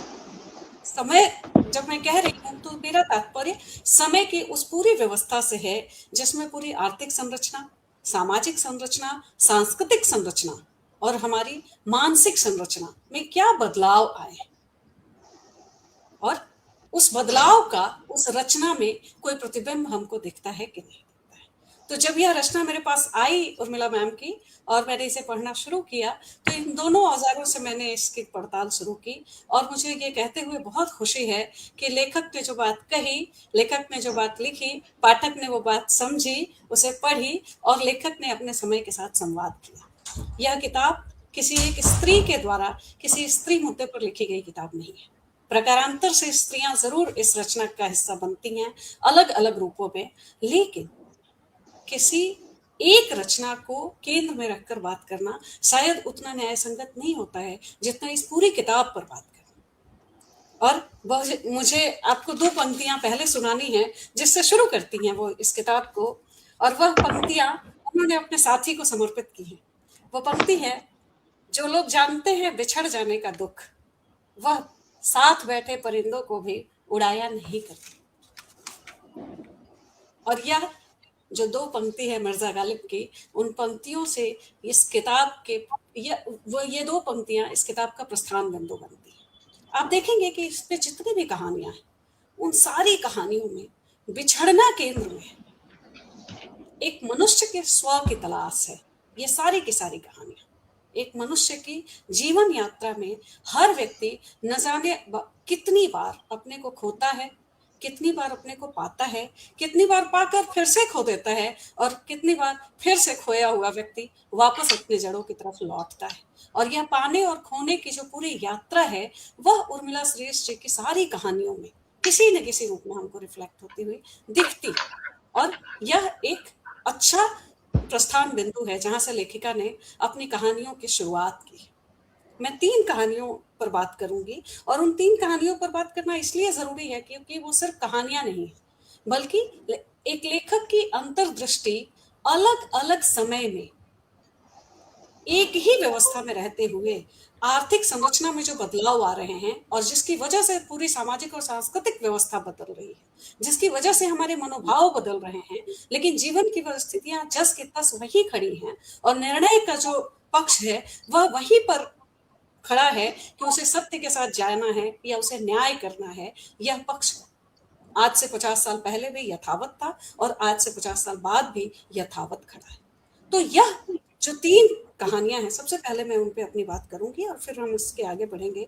पहली कहानी जिसपे बहुत व्यापक चर्चा हरियस सर ने भी की और मनीष जी ने भी की, चींटियों की रेस पर, और उस स्त्री की कथा जिसमें वह अंततः यह निर्णय ले लेती है कि उसे घर छोड़ देना है। वह एक उच्च मध्यम वर्गीय परिवार की बच्ची है जिसके यहाँ लाखों की कमाई है, हजारों में आमदनी नहीं होती है, लाखों की कमाई है। और उस कहानी में 4 पात्र हैं, एक माँ, एक बेटी, एक भाभी और एक उस घर में काम करने वाली महिला, और उसके अतिरिक्त जो सबसे सशक्त पात्र है वो है बुआ। जो बहिष्कृत बुआ है, जो पारिवारिक व्यवस्था का हिस्सा नहीं है, बल्कि वो बिल्कुल अलग बुआ है। तो यह जो 5 स्त्रियां हैं, दरअसल यह 5 स्त्रियां इस समाज के 5 वर्गों, 5 सांस्कृतिक धरातलों, 5 मनोभावों को प्रतिनिधित्व कर रही है। एक स्त्री का यह निर्णय लेना बुआ की पीढ़ी में कि नहीं, वो अपने भाई के साथ नहीं रहेगी और भाई द्वारा उसे कुछ ना दिया जाना, और इस फैसले का स्वागत करते हुए उसे घर से उसका चले जाना और अपने एक स्वतंत्र जीवन की आकांक्षा करना, और उसके बाद की जो पीढ़ी है जिसमें एक भतीजी ये तय ही नहीं कर पा रही है कि उसे घर छोड़ना है या नहीं छोड़ना है। और यहाँ लेखिका उस विरोधाभास को भी दिखाती है कि कौन वाली पीढ़ी जो थी वह ज्यादा सशक्त थी निर्णय लेने के मामले में, और वहां बुआ जीत जाती है, क्योंकि बुआ ने एक बेहतर निर्णय लिया अपने लिए, उन्होंने अपने जीवन को अपने शर्तों पर जिया। लेकिन यह जो दूसरी पीढ़ी है जिसके सामने जीवन के कई दूसरे प्रश्न हैं, एक घर की व्यवस्था में, चूंकि यह जो पीढ़ी है, इस पीढ़ी के पास संपत्ति के अधिकार का अधिनियम भी है, इस पीढ़ी के पास ओनरशिप का भाव है, इस पीढ़ी के पास एक क्लेम है कि ये जो कुछ भी है उसमें मेरी भी हिस्सेदारी है, जो बुआ के पास संभवतः नहीं थी, क्योंकि बुआ की सामाजिक सांस्कृतिक निर्मित इस रूप में हुई थी कि शादी होने के बाद उसका घर जो है वह छूट गया, मायका पराया हो गया। तो वो उस दावे के साथ उस घर में प्रवेश नहीं करती है जिस दावे के साथ यह लड़की उस घर में रहना चाहती है, और जिसके कारण उसके माँ के साथ या उसकी भाभी के साथ उसके कटु संबंध बनते हैं, और उस कटु संबंध की साक्षी भी और उसकी परामर्शदाता भी उसके घर में काम करने वाली एक सहायिका बनती है, जो उससे बार बार सवाल करती है, संवाद करती है। और यह 2 वर्गों की स्त्रियों के बीच का संवाद है, 2 पीढ़ियों के बीच स्त्रियों का संवाद है, और ये सारी पीढ़ियां, सारे वर्ग, सारी जाति की स्त्रियां, वह जो काम वाली सहायिका है वह किसी दूसरी जाति की महिला है जो उनके घर काम कर रही है। तो अंततः दुखों का जो रिश्ता है स्त्रियों के प्रति के बीच में, वह पीढ़ियों की, जातियों की, वर्गों की और उम्र की सीमाएं लांघ जाता है, और अंततः सबका निर्णय एक जैसा ही होता है कि हर व्यक्ति को अपना घर चाहिए। 1929 में वर्जीनिया वुल्फ ने एक किताब लिखी थी, अ रूम ऑन्स ओन, अपना कमरा। ये कहानी उस अपने कमरा की तलाश है जो चींटियों की रेस में करती हैं। और इसके ठीक बाद तीसरी या चौथी कहानी एक माँ की कहानी, एक बेटी के घर छोड़ने का निर्णय जो दुविधापूर्ण है, और एक माँ के नए घर के बनाने का निर्णय जो पूरी तरह पुख्ता है। इसके बीच का जो इन बिटवीन लाइन है, इसको समझने की जरूरत है कि हमारी पीढ़ी जिससे हम गुजर रहे हैं उसके अंदर दुविधाएं अधिक हैं। हमारे पहले की पीढ़ी में वो दुविधाएं नहीं थी, क्योंकि तब सामाजिक और सांस्कृतिक मानकों पर आर्थिक संरचनाओं का इतना जबरदस्त असर नहीं पड़ा था, और आर्थिक संरचनाओं में जो बदलाव हुए उन्होंने संबंधों में बदलाव लाया है। संबंध यूं ही नहीं बदल गए हैं। विदेशों में बसे हुए जो बच्चे हैं वो अपने माता पिता का बुरा नहीं चाहते, वो चाहते हैं कि उनके पास माता पिता आकर रहें, लेकिन उनके जीवन की परिस्थितियां इस बात को अलाउ नहीं करती हैं, न तो उनके काम की स्थितियां अलाउ करती हैं कि वो अपने माता पिता के पास आकर रहें। जिस रूप में माता पिता अपेक्षा कर रहे हैं उस रूप में न बच्चे उनके पास रह सकते हैं, जिस रूप में बच्चे अपेक्षा कर रहे हैं अपने माता पिता से, न माता पिता ये अपेक्षा कर पा रहे हैं। तो इसमें दोष जो है वो सामाजिक और सांस्कृतिक परिस्थितियों से कई गुना ज्यादा हमारी आर्थिक संरचनाओं का है। एक वैश्वीकृत व्यवस्था जो बनी, जिसने यह क्लेम तो किया कि उसने दूरियां पाट दी और देश और विदेश की यात्रा घंटों की रह गई, और आपके लिए बड़ी मुश्किल नहीं है किसी एक देश से उठ के दूसरे देश में चले जाना, लेकिन किसी देश से उठ के दूसरे देश में चले जाना सिर्फ शारीरिक यात्रा नहीं, एक मानसिक यात्रा है, एक भावनात्मक यात्रा है, और एक व्यक्ति के एकाकीपन और एक टूटन की यात्रा है जिसमें वह टूटता है। तो जो चौथी कहानी है पीपल का पेड़, जिसमें उसकी माँ यह निर्णय लेती है तब जबकि उसके सारे बच्चे सक्षम हैं, उसकी देखभाल कर सकते हैं, उनके साथ उसके बहुत मधुर रिश्ते हैं, बावजूद इसके वो ये तय करती है कि नहीं, मेरे पति ने ये जो चीज खरीदी है ये मेरी अपनी है और मैं यहीं रहूंगी, और इस निर्णय में उसको कहीं कोई दुविधा नहीं है।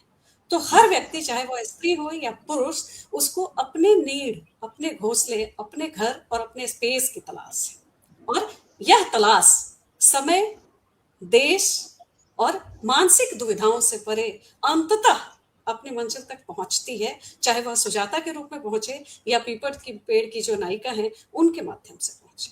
लेकिन हम सब एक ऐसी यात्रा पर हैं जिसमें कहीं ना कहीं उस पूरी यात्रा के दौरान हम एकाकीपन से जूझते हैं, हम अकेलेपन से जूझते हैं। क्यों? क्योंकि हमारी संरचनाओं ने हमारे परिवार के पूरे स्ट्रक्चर को प्रभावित किया है।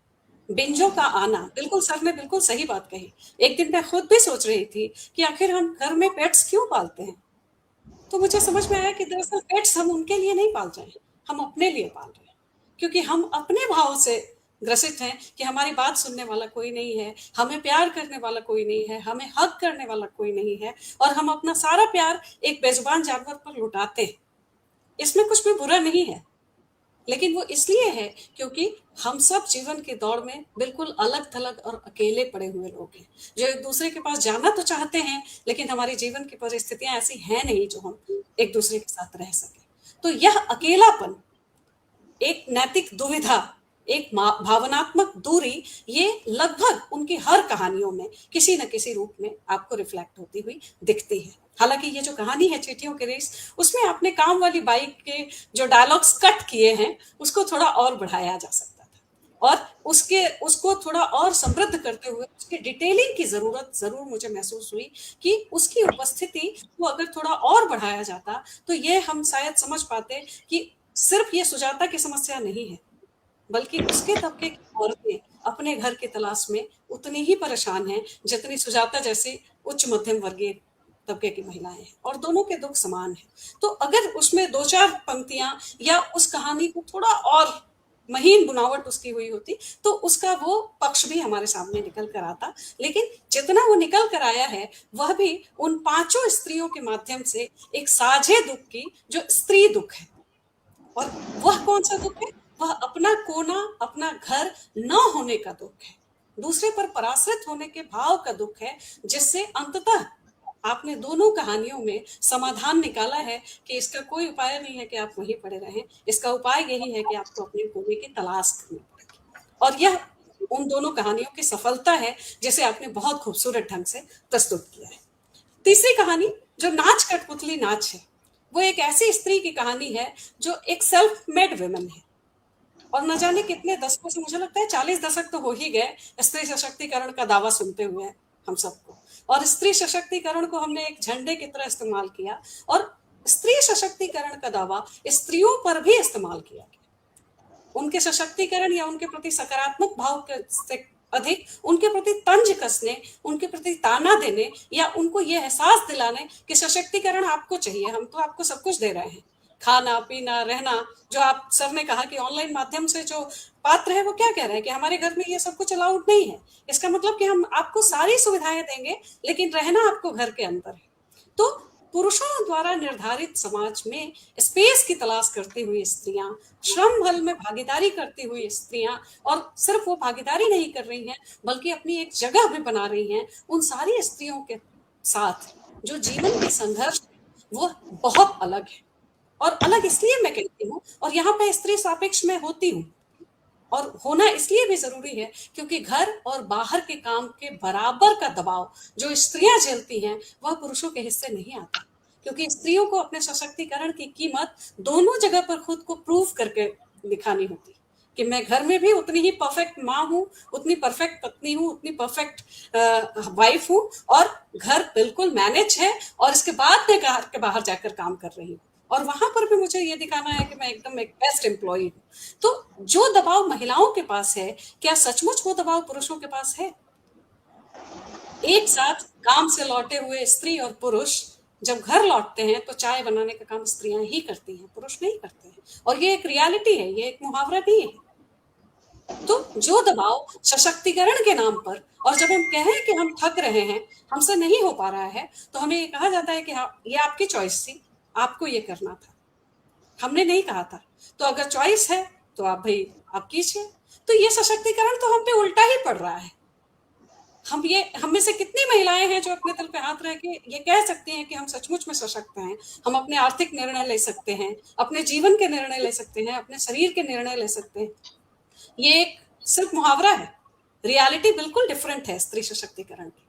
तो यह जो स्त्री पात्र है वह इस रियलिटी से दो चार होती है कि उसके स्वास्थ्यगत कारणों के कारण जब वो वर्किंग प्लेस पे नहीं पहुंच पाती है, और वर्किंग प्लेस जो कि हाईली कॉम्पिटिटिव है, जहां पे उसे अपना टारगेट पूरा करना है, और उसका वो लिबरल बॉस बदल जाता है, उसकी जगह एक प्योर कैपिटलिस्ट बॉस आता है जिसे सिर्फ प्रॉफिट से मतलब है, जो सिर्फ डेटा पे कंपनी को चला रहा है, और जिसका पूरा माइंडसेट एक विदेशी विश्वविद्यालय में पढ़े हुए व्यक्ति का है, वह मानवीय संवेदना के साथ एक एम्प्लॉय के साथ बिहेव नहीं कर रहा है। तो 2 बीघा जमीन यहाँ याद आ जाती है ना, दिलीप कुमार की वो फिल्म याद आती है जहां पर वो अपने मजदूरों के साथ कैसा रिश्ता करता है। तो यह जो रिश्ता है दरअसल यह पूंजीवाद का क्रूर चेहरा है, जो सिर्फ एक स्त्री एम्प्लॉय के प्रति नहीं है, पुरुष एम्प्लॉय के प्रति भी है, लेकिन स्त्री एम्प्लॉय के प्रति ज्यादा है, क्योंकि स्त्री इस जीवन की समस्याएं और उनके संघर्ष बिल्कुल अलग हैं, जिसे अलग दृष्टि से कुछ हद तक लिबरल पितृसत्ता समझ पा रही थी।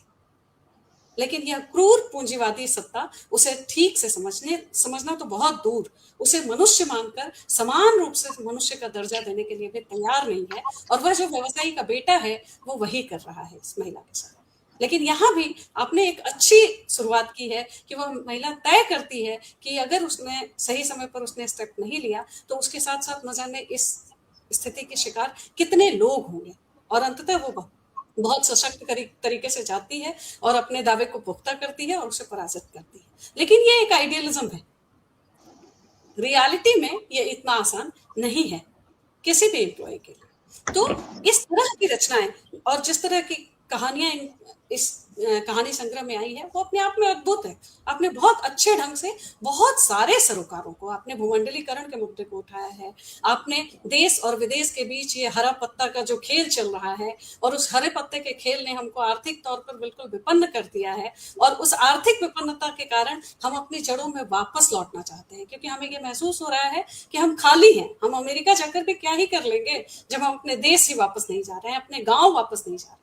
उसका पति ये सवाल करता है कि तुम अमेरिका जाने के लिए इतनी लालायित हो, लेकिन तुम अपने गांव, अपने रिश्तेदारों से कितनी बार मिली, कितनी बार उनसे बात किया। तो वो अंततः उसका निर्णय कि मुझे अपनी जड़ों में जाना है, यह जड़ों में की तरफ वापस लौटना इस बदलती हुई सामाजिक आर्थिक संरचना का प्रतिरोध है जो आपकी कहानियों में झलकता है। एक कहानी जो मंदिर और कुआं कहानी है, हाँ वो थोड़ी और डिटेलिंग की मांग करता है, क्योंकि वो एक एनवायरमेंटलिस्टिक डिस्कोर्स को लेके आता है। पूरा पर्यावरण और उस पर्यावरण का क्षरण जिस रूप में हो रहा है उसमें समाज में रहने वाला हर व्यक्ति किसी न किसी रूप में जिम्मेवार है। और इस बात को भी स्वीकार करना पड़ेगा कि उस पर्यावरण को बचाने में अगर किसी ने सच में कोई भूमिका अदा की है तो उसमें स्त्रियों की एक बड़ी भूमिका है, जिसने पेड़ बचाए हैं, जिसने जंगल बचाए हैं, जो पानी बचाती हैं, जो जलावन बचाती हैं, जो रात का खाना भी बचा लेती हैं कि सुबह हम उसको इस्तेमाल कर सकते हैं। तो recycling energy, recycling food resources, recycling everything, recycling relationship, सब कुछ महिलाओं ने किया है। तो इस कहानी में थोड़ा अगर आप और आगे बढ़ती तो ये शायद ये सारी बातें उस कहानी का हिस्सा बन जाती कि क्यों कुएं को बचाना जरूरी है, क्योंकि कुएं पे पानी भरने का काम पुरुष नहीं करते, महिलाएं करती हैं। और वह पानी महिलाएं कुएं से उठाकर घर तक ले जाने की जो यात्रा है, उस यात्रा में महिलाओं का एक सामूहिक बोध होता है जो उस कुएं पर इकट्ठा होता है, जो अपने दुख और सुख की साझेदार बनती हैं अपने साथ पानी भरने आई औरतों की। तो वो सिर्फ पर्यावरण नहीं बचा रही है, वो परिवार, समाज, गांव, घर सब कुछ बचा रही है। और आज के डेट में पर्यावरण एक विकट समस्या है, पानी एक विकट समस्या है, जंगल एक विकट समस्या है जिसे हमको बचाना होगा। उस तरफ भी आप अपना सरोकार दिखाती हैं। तो यह पूरी जो कहानी संग्रह की किताब है उसमें आपने बहुत सारे मुद्दे जो आज के समय के बहुत ही महत्वपूर्ण और जरूरी मुद्दे हैं, उन जरूरी मुद्दों की तरफ आपने इशारा किया है, अपनी उंगली हमें दी है और हम उसे पकड़कर कुछ दूर तक चले हैं और हमारी समझ में आया है पाठकों के कि बहुत सारे ऐसे मुद्दे हैं जिस पर गंभीरता पूर्वक अगर समय रहते विचार नहीं किया गया, न जाने कितने रिश्ते टूट जाएंगे, न जाने कितने माँ बाप अकेले रह जाएंगे, और न जाने धरती कब सूख जाएगी जब न हमारे पास कुएं होंगे, न बावड़ी, न तालाब। और अगर स्त्रियां समय रहते नहीं चेती तो उनके पास शायद अपना घर भी नहीं होगा। तो यह आपकी कहानी कम इस समाज को दी गई चेतावनी, संकेत और एक आशावान, एक सकारात्मक हस्तक्षेप मुझे अधिक लगती है। और इस काम के लिए आपको बहुत बहुत बहुत बधाई कि आपने बहुत सार्थक ढंग से इस काम को किया है। मैं जितना समझ पाई हूँ इस पूरी किताब को, वो मैंने आपके साथ अपनी बात रखने की कोशिश की। बहुत बहुत धन्यवाद सुप्रिया जी, सुप्रिया पाठक जी। बहुत ही शानदार बेबाक समीक्षात्मक टिप्पणी की उन्होंने, और कहानी में बहुत से मुद्दे उठाए गए, उन मुद्दों को उन्होंने किस तरह से उजागर किया और बहुत ही बारीक अपनी टिप्पणी दी, और किस तरह से कैपिटलिज्म हमारे ऊपर हावी हो रहे हैं, और पर्यावरण और जल किस तरह से जरूरी है हमारे लिए, तरह तरह की चीजों के मुद्दों पर उन्होंने प्रकाश डाला। अब हमारी साहित्यिक परिचर्चा अपने अंतिम सोपान पर है, जब हम कृतिकार उर्मिला शिरीष जी को मंच पर आमंत्रित करना चाहेंगे, जिनकी लेखनी ने साहित्यिक जगत को एक नई ऊंचाई दी है।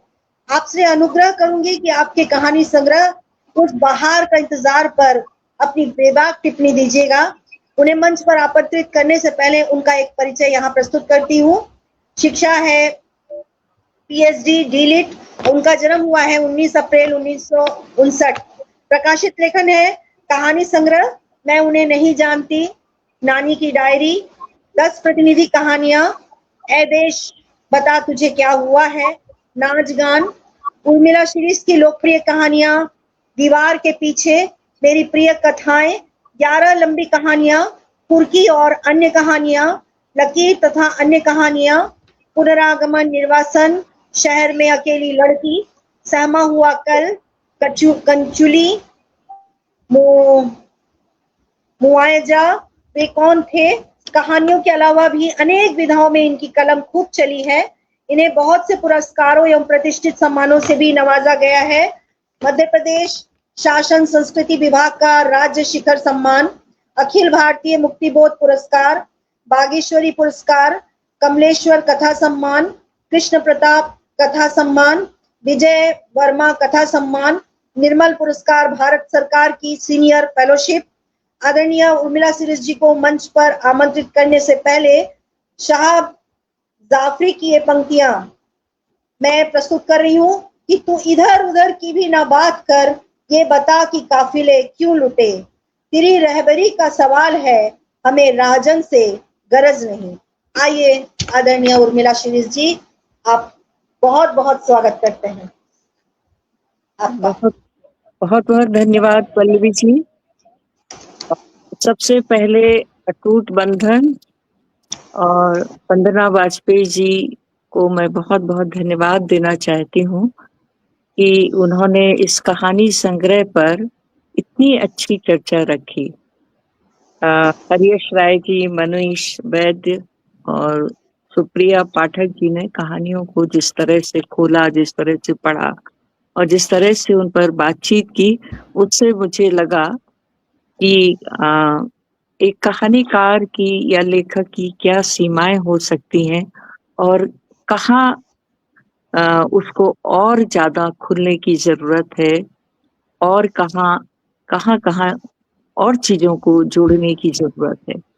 और सबसे अच्छी बात यह है कि सबने अपनी बात बहुत ही स्पष्ट ढंग से रखी है, बिल्कुल बेबाक ढंग से, जो मैं सुनना पसंद करती हूँ कि अंततः पता चले कि पाठक या आलोचक या हमारे समकालीन जो लेखक हैं उनको किस तरह से देख रहे हैं। और जो अभी आपने शेर पढ़ा कि इधर उधर की बातें नहीं करनी है, तो बिल्कुल मैं कोई इधर उधर की बात नहीं करूंगी। इस संग्रह की जो कहानियां हैं, संयोग से ये हुआ कि उसमें हाल में ही लिखी गई ये कहानियां हैं, 3-4 साल के दौरान जो कहानियां लिखी, और मेरे अपने जीवन के जो अनुभव रहे, जो मैंने देखे, एक लेखक अपने जीवन को कितना उतार सकता है, अंततः तो वो समाज के पास जाता है, देश के अंदर जाता है, विदेश में जाता है। और जितनी मैंने यात्राएं की, जितने लोगों से मैं मिली, जो मैंने देखा, उन सब को कहानियों में लाने की कोशिश की है। क्योंकि जैसे हरा पत्ता की बात चल रही थी, तो वो चीज मैं देख रही थी। सच कहा हरीश राय जी ने रुदन की कि एक पत्ता पाने के लिए किस हद तक आप अपनी जमीन, जायदाद, पैसा, जमा पूंजी, सारी चीजें आप लेकर खर्च कर देते हैं इस उम्मीद में कि ये चीज मिलेगी और हम दूसरे देश में जाकर अपने बेहतर जीवन को जी पाएंगे, अपने सपनों को पूरा कर पाएंगे। लेकिन जब सच्चाई सामने आती है तो चेहरा दूसरा ही होता है। तो मुझे लगता है कि बहुत सारे लोग अब इस बात को महसूस कर रहे हैं। जब तक आप दुनिया को देखेंगे नहीं अपनी आंखों से, तब तक आप उस सच्चाई को समझ नहीं पाएंगे कि अपने तरफ, अपने गांव की तरफ, अपने देश की तरफ, अपने घर की तरफ लौटना कितना जरूरी है और क्यों जरूरी है। क्योंकि जो चीज आप विदेशी धरती पर नहीं पा सकते हैं वो अपने गांव, अपने परिवार, अपने देश में पा सकते हैं। इसी तरह से उस बाहर का इंतजार में जो पात्र आता है, आप देखिए कि कितना अकेलापन है। 2 शादी होने के बाद, इतने बच्चे होने के बाद, इतने अच्छी सर्विस में होने के बावजूद भी एक जो मनुष्य का अकेलापन है, मनुष्य की जो जीने की ख्वाहिश है, वो दूसरों के साथ जुड़ना चाहता है, वो सबसे ज्यादा भारतीय संस्कृति से प्रभावित तो होता ही है। भारत को जानना चाहता है, लेकिन वो संचिता से सीखता है कि परिवार के साथ, बच्चों के साथ अपने संबंधों में कैसे लौटा जा सकता है। और वो अपनी पहली पत्नी के पास जाता है, उसको लाता है, उसको भारत लाना चाहता है, दिखाना चाहता है। तो यदि कोई संस्कृति, कोई सभ्यता, कोई देश, किसी देश की जीवन शैली, वहाँ की वैचारिकता यदि दूसरे देश के लोगों को इस तरह से प्रभावित करती है, उसको जोड़ती है कि आदमी अपने प्यार के लिए, अपने रिश्तों के लिए, अपने संबंधों के लिए दोबारा लौट के जाता है, तो मुझे लगता है ये बहुत बड़ी चीज है जो वो यहाँ से सीखता है, संचिता के जीवन से सीखता है कि किस तरह से वो अपने बच्चों के साथ जुड़ी हुई है, किस तरह से चीजों को जोड़ कर चलती है। और इतना फर्क है हमारी और विदेशी जीवन शैली में कि उसको बहुत आसानी के साथ आप नहीं अपना सकते हैं। अपना सकते हैं लेकिन जी नहीं सकते हैं। तो वो जो द्वंद है, जो सारी चीजें वो मैंने यहाँ देखी उस कहानी के माध्यम से। वो पात्र मुझे मिला, मैंने उसकी विचारों को, जीवन शैली को और एक पूरे देश को, पूरे एक देश की संस्कृति को, सभ्यता को आप समझने की थोड़ी सी कोशिश करते हैं, उस भूगोल को समझने की कोशिश करते हैं।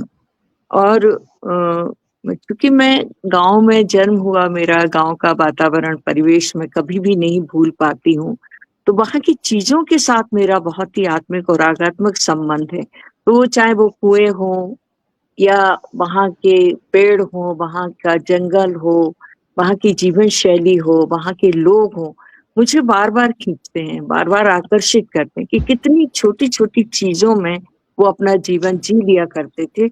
लेकिन जो प्रभाव आज उनके ऊपर पड़ा है गांव के जीवन पर, वो कितनी तेजी के साथ बदला है। नई पीढ़ी कितनी तेजी के साथ बदली है कि जमीन रहे ना रहे, मोटरसाइकिल होना चाहिए, ट्रैक्टर होना चाहिए, बाहर जाना चाहिए। तो अपनी चीजों को छोड़कर जाने के जो नुकसान हैं और किस तरह से वो अपनी रिसोर्स हैं, जो साधन हैं, उनको खत्म कर रहे हैं। और जो संकट मंडरा रहा है उसको हम कब देखते हैं? जब मई का महीना आता है, लाइन लगी हुई है, टैंकर खड़े हुए हैं, पानी नहीं है, औरतें जा रही। सही कहा सुप्रिया जी ने कि औरतें ही कुएं से पानी भरती हैं, औरतों को ही ये सारी चीजें, परेशानियों का सामना करना पड़ता है। वही तालाब को बचाती हैं, वही कुओं को बचाती हैं, वही बावड़ियों को बचाती हैं, वही सारी चीजों को बचाने का काम करती हैं इस पृथ्वी पर। जो कुछ भी सृजन की चीजें हैं, जो कुछ भी समृद्धि के साधन हैं, जो कुछ भी जिनको हम बचा सकते हैं, उनमें महिलाओं की भूमिका बहुत ज्यादा है। तो ये सारी चीजें मैं परेशान होती हूँ पेड़ों को कटता हुआ देखकर, जानवरों को सड़कों पर आता हुआ देखकर, गाड़ियों से कुचले जा रहे हैं, मारे जा रहे हैं, भूखे हैं। मतलब हम जाते थे तो बंदरों को ऐसे देखते थे जैसे वो भीख मांग रहे हैं खाने के लिए, क्योंकि उनके लिए जंगलों में कुछ बचा ही नहीं है और एक्सीडेंट हो रहा है, वो मर जाते हैं।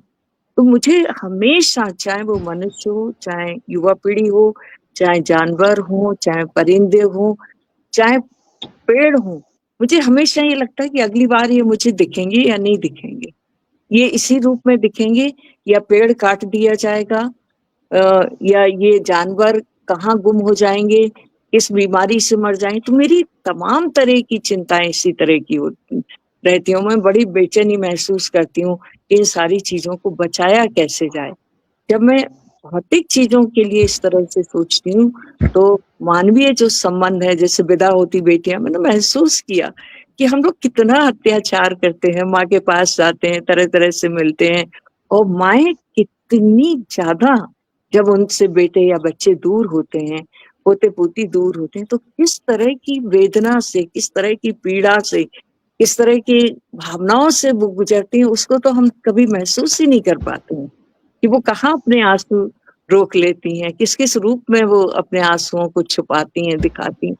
तो ये तमाम ऐसी चीजें हैं। और स्त्रियों के सशक्तिकरण की बात भी सुप्रिया जी बोल रही थी। सच है कि ये बाहर की सारी चीजें दिखाई देती हैं, चाहे ऑनलाइन, ऑन स्क्रीन की पल्लवी हो, उसको भी हमेशा ताकीद किया जा रहा है कि ये नियम चलेगा, ये नहीं चलेगा, ऐसा होगा, ऐसा नहीं होगा। इसी तरह से नाच कठपुतली में उसको पूरा वो किया जा रहा है कि नहीं, अब आप ऐसे काम नहीं करेंगे। लेकिन एक शिक्षा ने और बाहर निकलने वाली स्त्री के साथ ये बहुत अच्छी बात हुई कि वो अब अपनी आंखों से सारी चीजों को देख रही हैं, अपने निर्णय खुद ले रही हैं। और यश राय जी बोल रहे थे कि प्रतिरोध, नकार, और ये नकार बहुत ज्यादा जरूरी है, प्रतिरोध बहुत जरूरी है, जैसे लड़कियों की हंसी में। तो ये सारी की सारी चीजें जब मैं देखती हूँ, इस बदलाव को, इन तमाम चीजों को, तो मुझे लगता है कि मुझे उस तरह के किरदार मिल जाते हैं, उस तरह की चीजें दिखती हैं, उस तरह की समस्याएं दिखती हैं, उस तरह की चीजें दिखती हैं। तो एक ही माध्यम है कि या तो उपन्यास में लेकर आऊं या कहानियों में लेकर आऊं।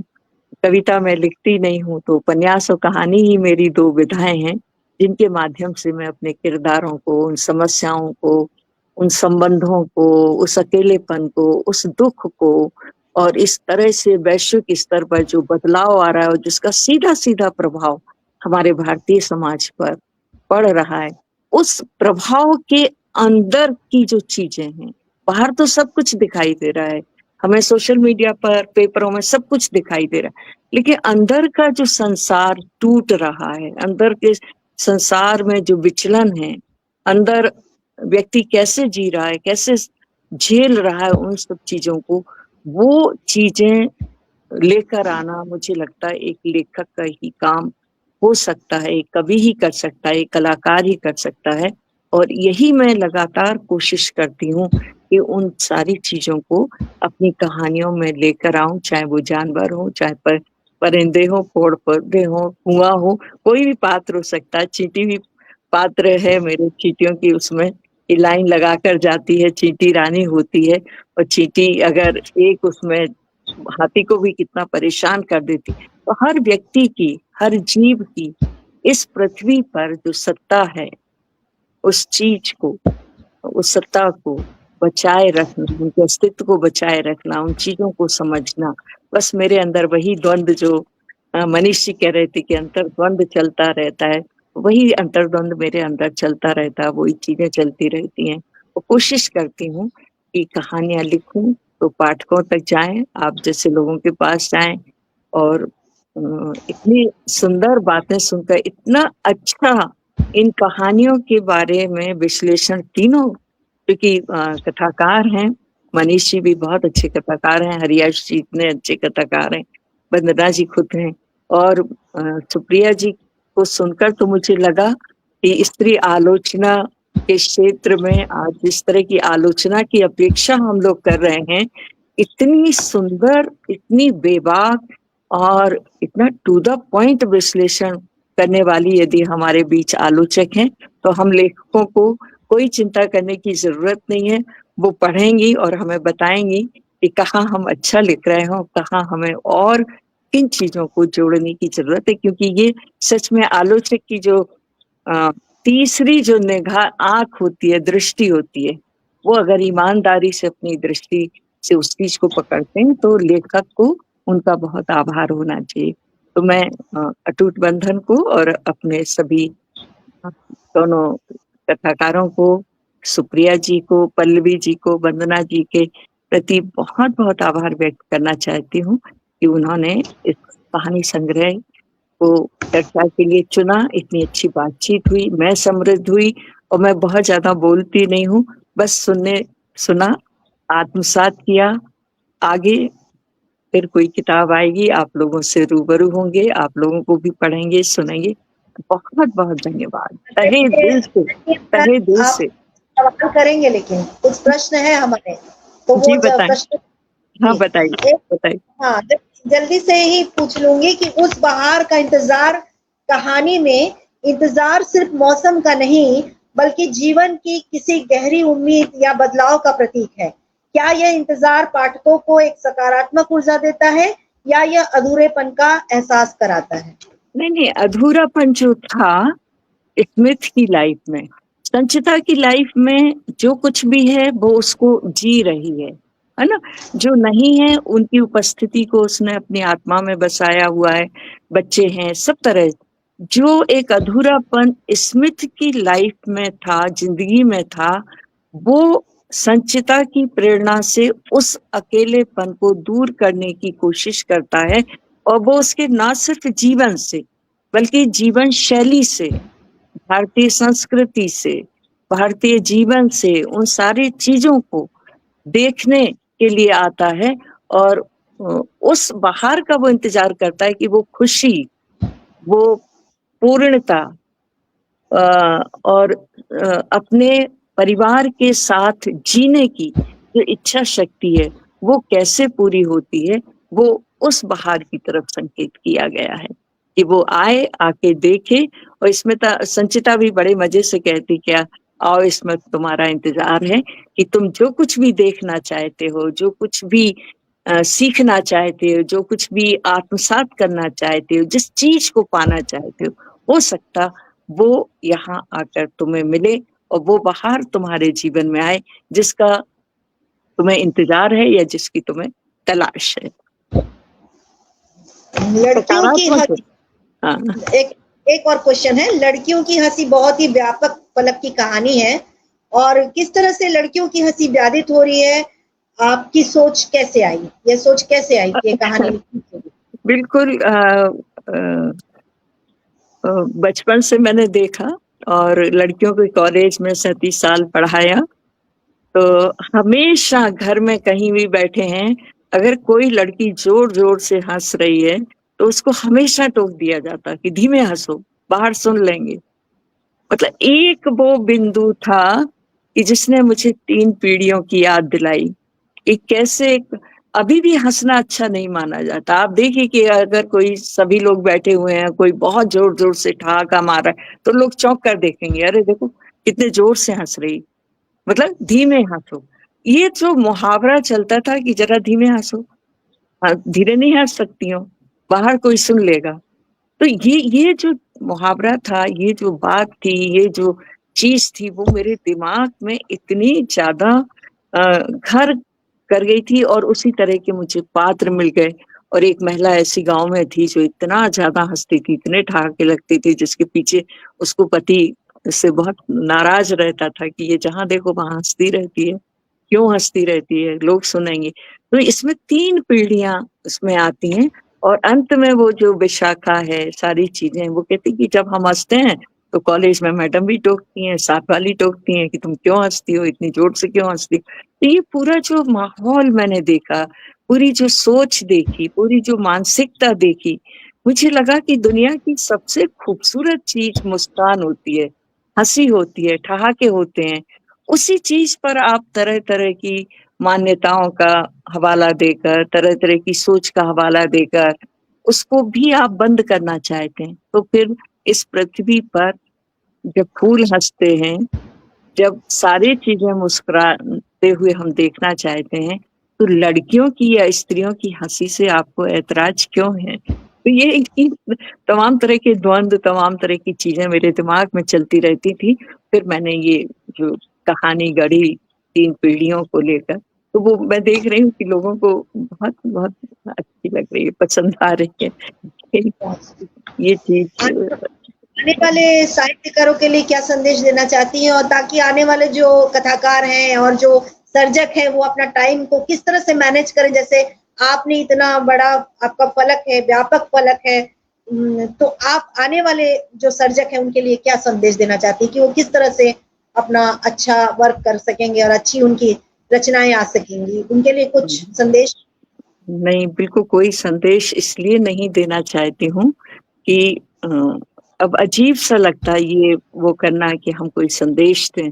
क्योंकि युवा पीढ़ी बहुत ज्यादा पढ़ी लिखी है, बहुत कॉन्फिडेंस से भरी हुई है और अपने रास्ते खुद बना रही है। और आजकल किसी को कुछ भी कहना ऐसा माना जाता है। सुप्रिया जी इस बात से सहमत होंगी, स्टूडेंट के बीच के उपदेश बहुत हो गए उपदेश। तो अब सच में जब आप ये पूछ रहे तो लगता है कि नहीं, अब इस विषय में कुछ कहने की गुंजाइश नहीं है। लेकिन हाँ, एक बात जरूर कहना चाहती हूँ कि मैंने अपने बड़े लेखकों से 2-3 चीजें सीखी हैं। एक तो पढ़ना जरूर है, दूसरे लेखकों को जरूर पढ़ना है, उस परंपरा को जरूर समझना है और उन्होंने कितना ज्यादा लिखा है तो उस लिखने के पीछे का जो डिसिप्लिन है, जो अनुशासन है, जो समर्पण है, जो समय को एक एक क्षण को सहेजने की जो इच्छा शक्ति है, उसको अगर हम अपने जीवन में लेकर चलते हैं, उसका पालन करते हैं, तो हम बहुत सारे काम कर सकते हैं। घर के भी कर सकते हैं, बाहर के भी कर सकते हैं, लिख भी सकते हैं।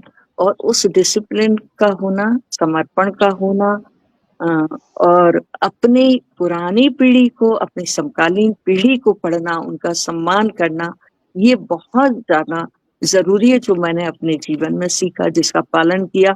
यही वजह है कि मैं पता नहीं, मतलब ये लगता था कि पहले तो अगर किसी लेखक को पढ़ रहे, टैगोर को पढ़ रहे तो पूरा पढ़ना है, शरद को पढ़ रहे पूरा पढ़ना है, प्रेमचंद को पढ़ रहे पूरा पढ़ रहे हैं, टॉलस्टॉय को पढ़ रहे पूरा पढ़ रहे हैं। मतलब एक ये रहता था, जुनून रहता था पढ़ने का। तो वो चीजें बहुत ज्यादा किसी भी लेखक के लिए बहुत जरूरी होती हैं। ये 3-4 चीजें कि अपने तरह अपने तय ईमानदार रहें और जो लिख रहे हैं उसके प्रति भी ईमानदार रहें। और कोशिश मैं जो करती हूँ कि कथनी और करनी में कोई अंतर नहीं होना चाहिए। यदि आप पेड़ों के बारे में बात करें तो आप खुद भी कितने पेड़ लगाते हैं और उनकी कितनी देखभाल करते हैं, या आप जानवरों के लिए सड़कों पर उतर रहे हैं तो उनको भी आप कितना खुद उनके साथ कितने जुड़े हैं, ये बहुत ज्यादा जरूरी है। जो मैंने सीखा, जो देखा, जो अनुभव किया और जो अपनाने की कोशिश करती हूँ, बस मेरा यही मानना है। बहुत बहुत धन्यवाद आदरणीय उर्मिला शील जी को। लगता है मैम को तो बस सुनते ही चले जाएं, उनको छोड़े ही ना। और अभी ऐसा मैं सोच रही थी, समय का अगर पाबंदी ना होता तो मैं उनकी कहानी का छोटा सा अंश सुनना चाहते थे। हम सभी सुनना चाहते होंगे, सभी इस मतलब सुनना चाहेंगे, लेकिन अब बहुत समय की पाबंदी है तो आज का ये मंच हम यही समाप्त करते हैं। हमारे विशेष वक्ता जो जुड़े थे, आदरणीय हरियस राय जी, मनीष वैद्य जी और आलोचक सुप्रिया पाठक जी का तहे दिल से आभार। और मैं पल्लवी मुखर्जी आज इस मंच का समापन की घोषणा करती हूँ चंद लाइन। और आदरणीय वंदना वाजपेयी जी को हम भूल नहीं सकते, और हमारे सुधी पाठक जो भी हमारे इस मंच में जुड़े थे, उनका बहुत बहुत आभार। और बस फैज अहमद साहब की 2 पंक्तियों के साथ इस मंच का समापन करेंगे कि दिल ना उम्मीद तो नहीं, नाकाम ही तो है, दिल ना उम्मीद तो नहीं, नाकाम ही तो है, लंबी है गम की शाम मगर शाम ही तो है, मगर शाम ही तो है। बहुत बहुत धन्यवाद, बहुत बहुत आभार हृदय तल से सभी का। बात नमस्कार। नहीं।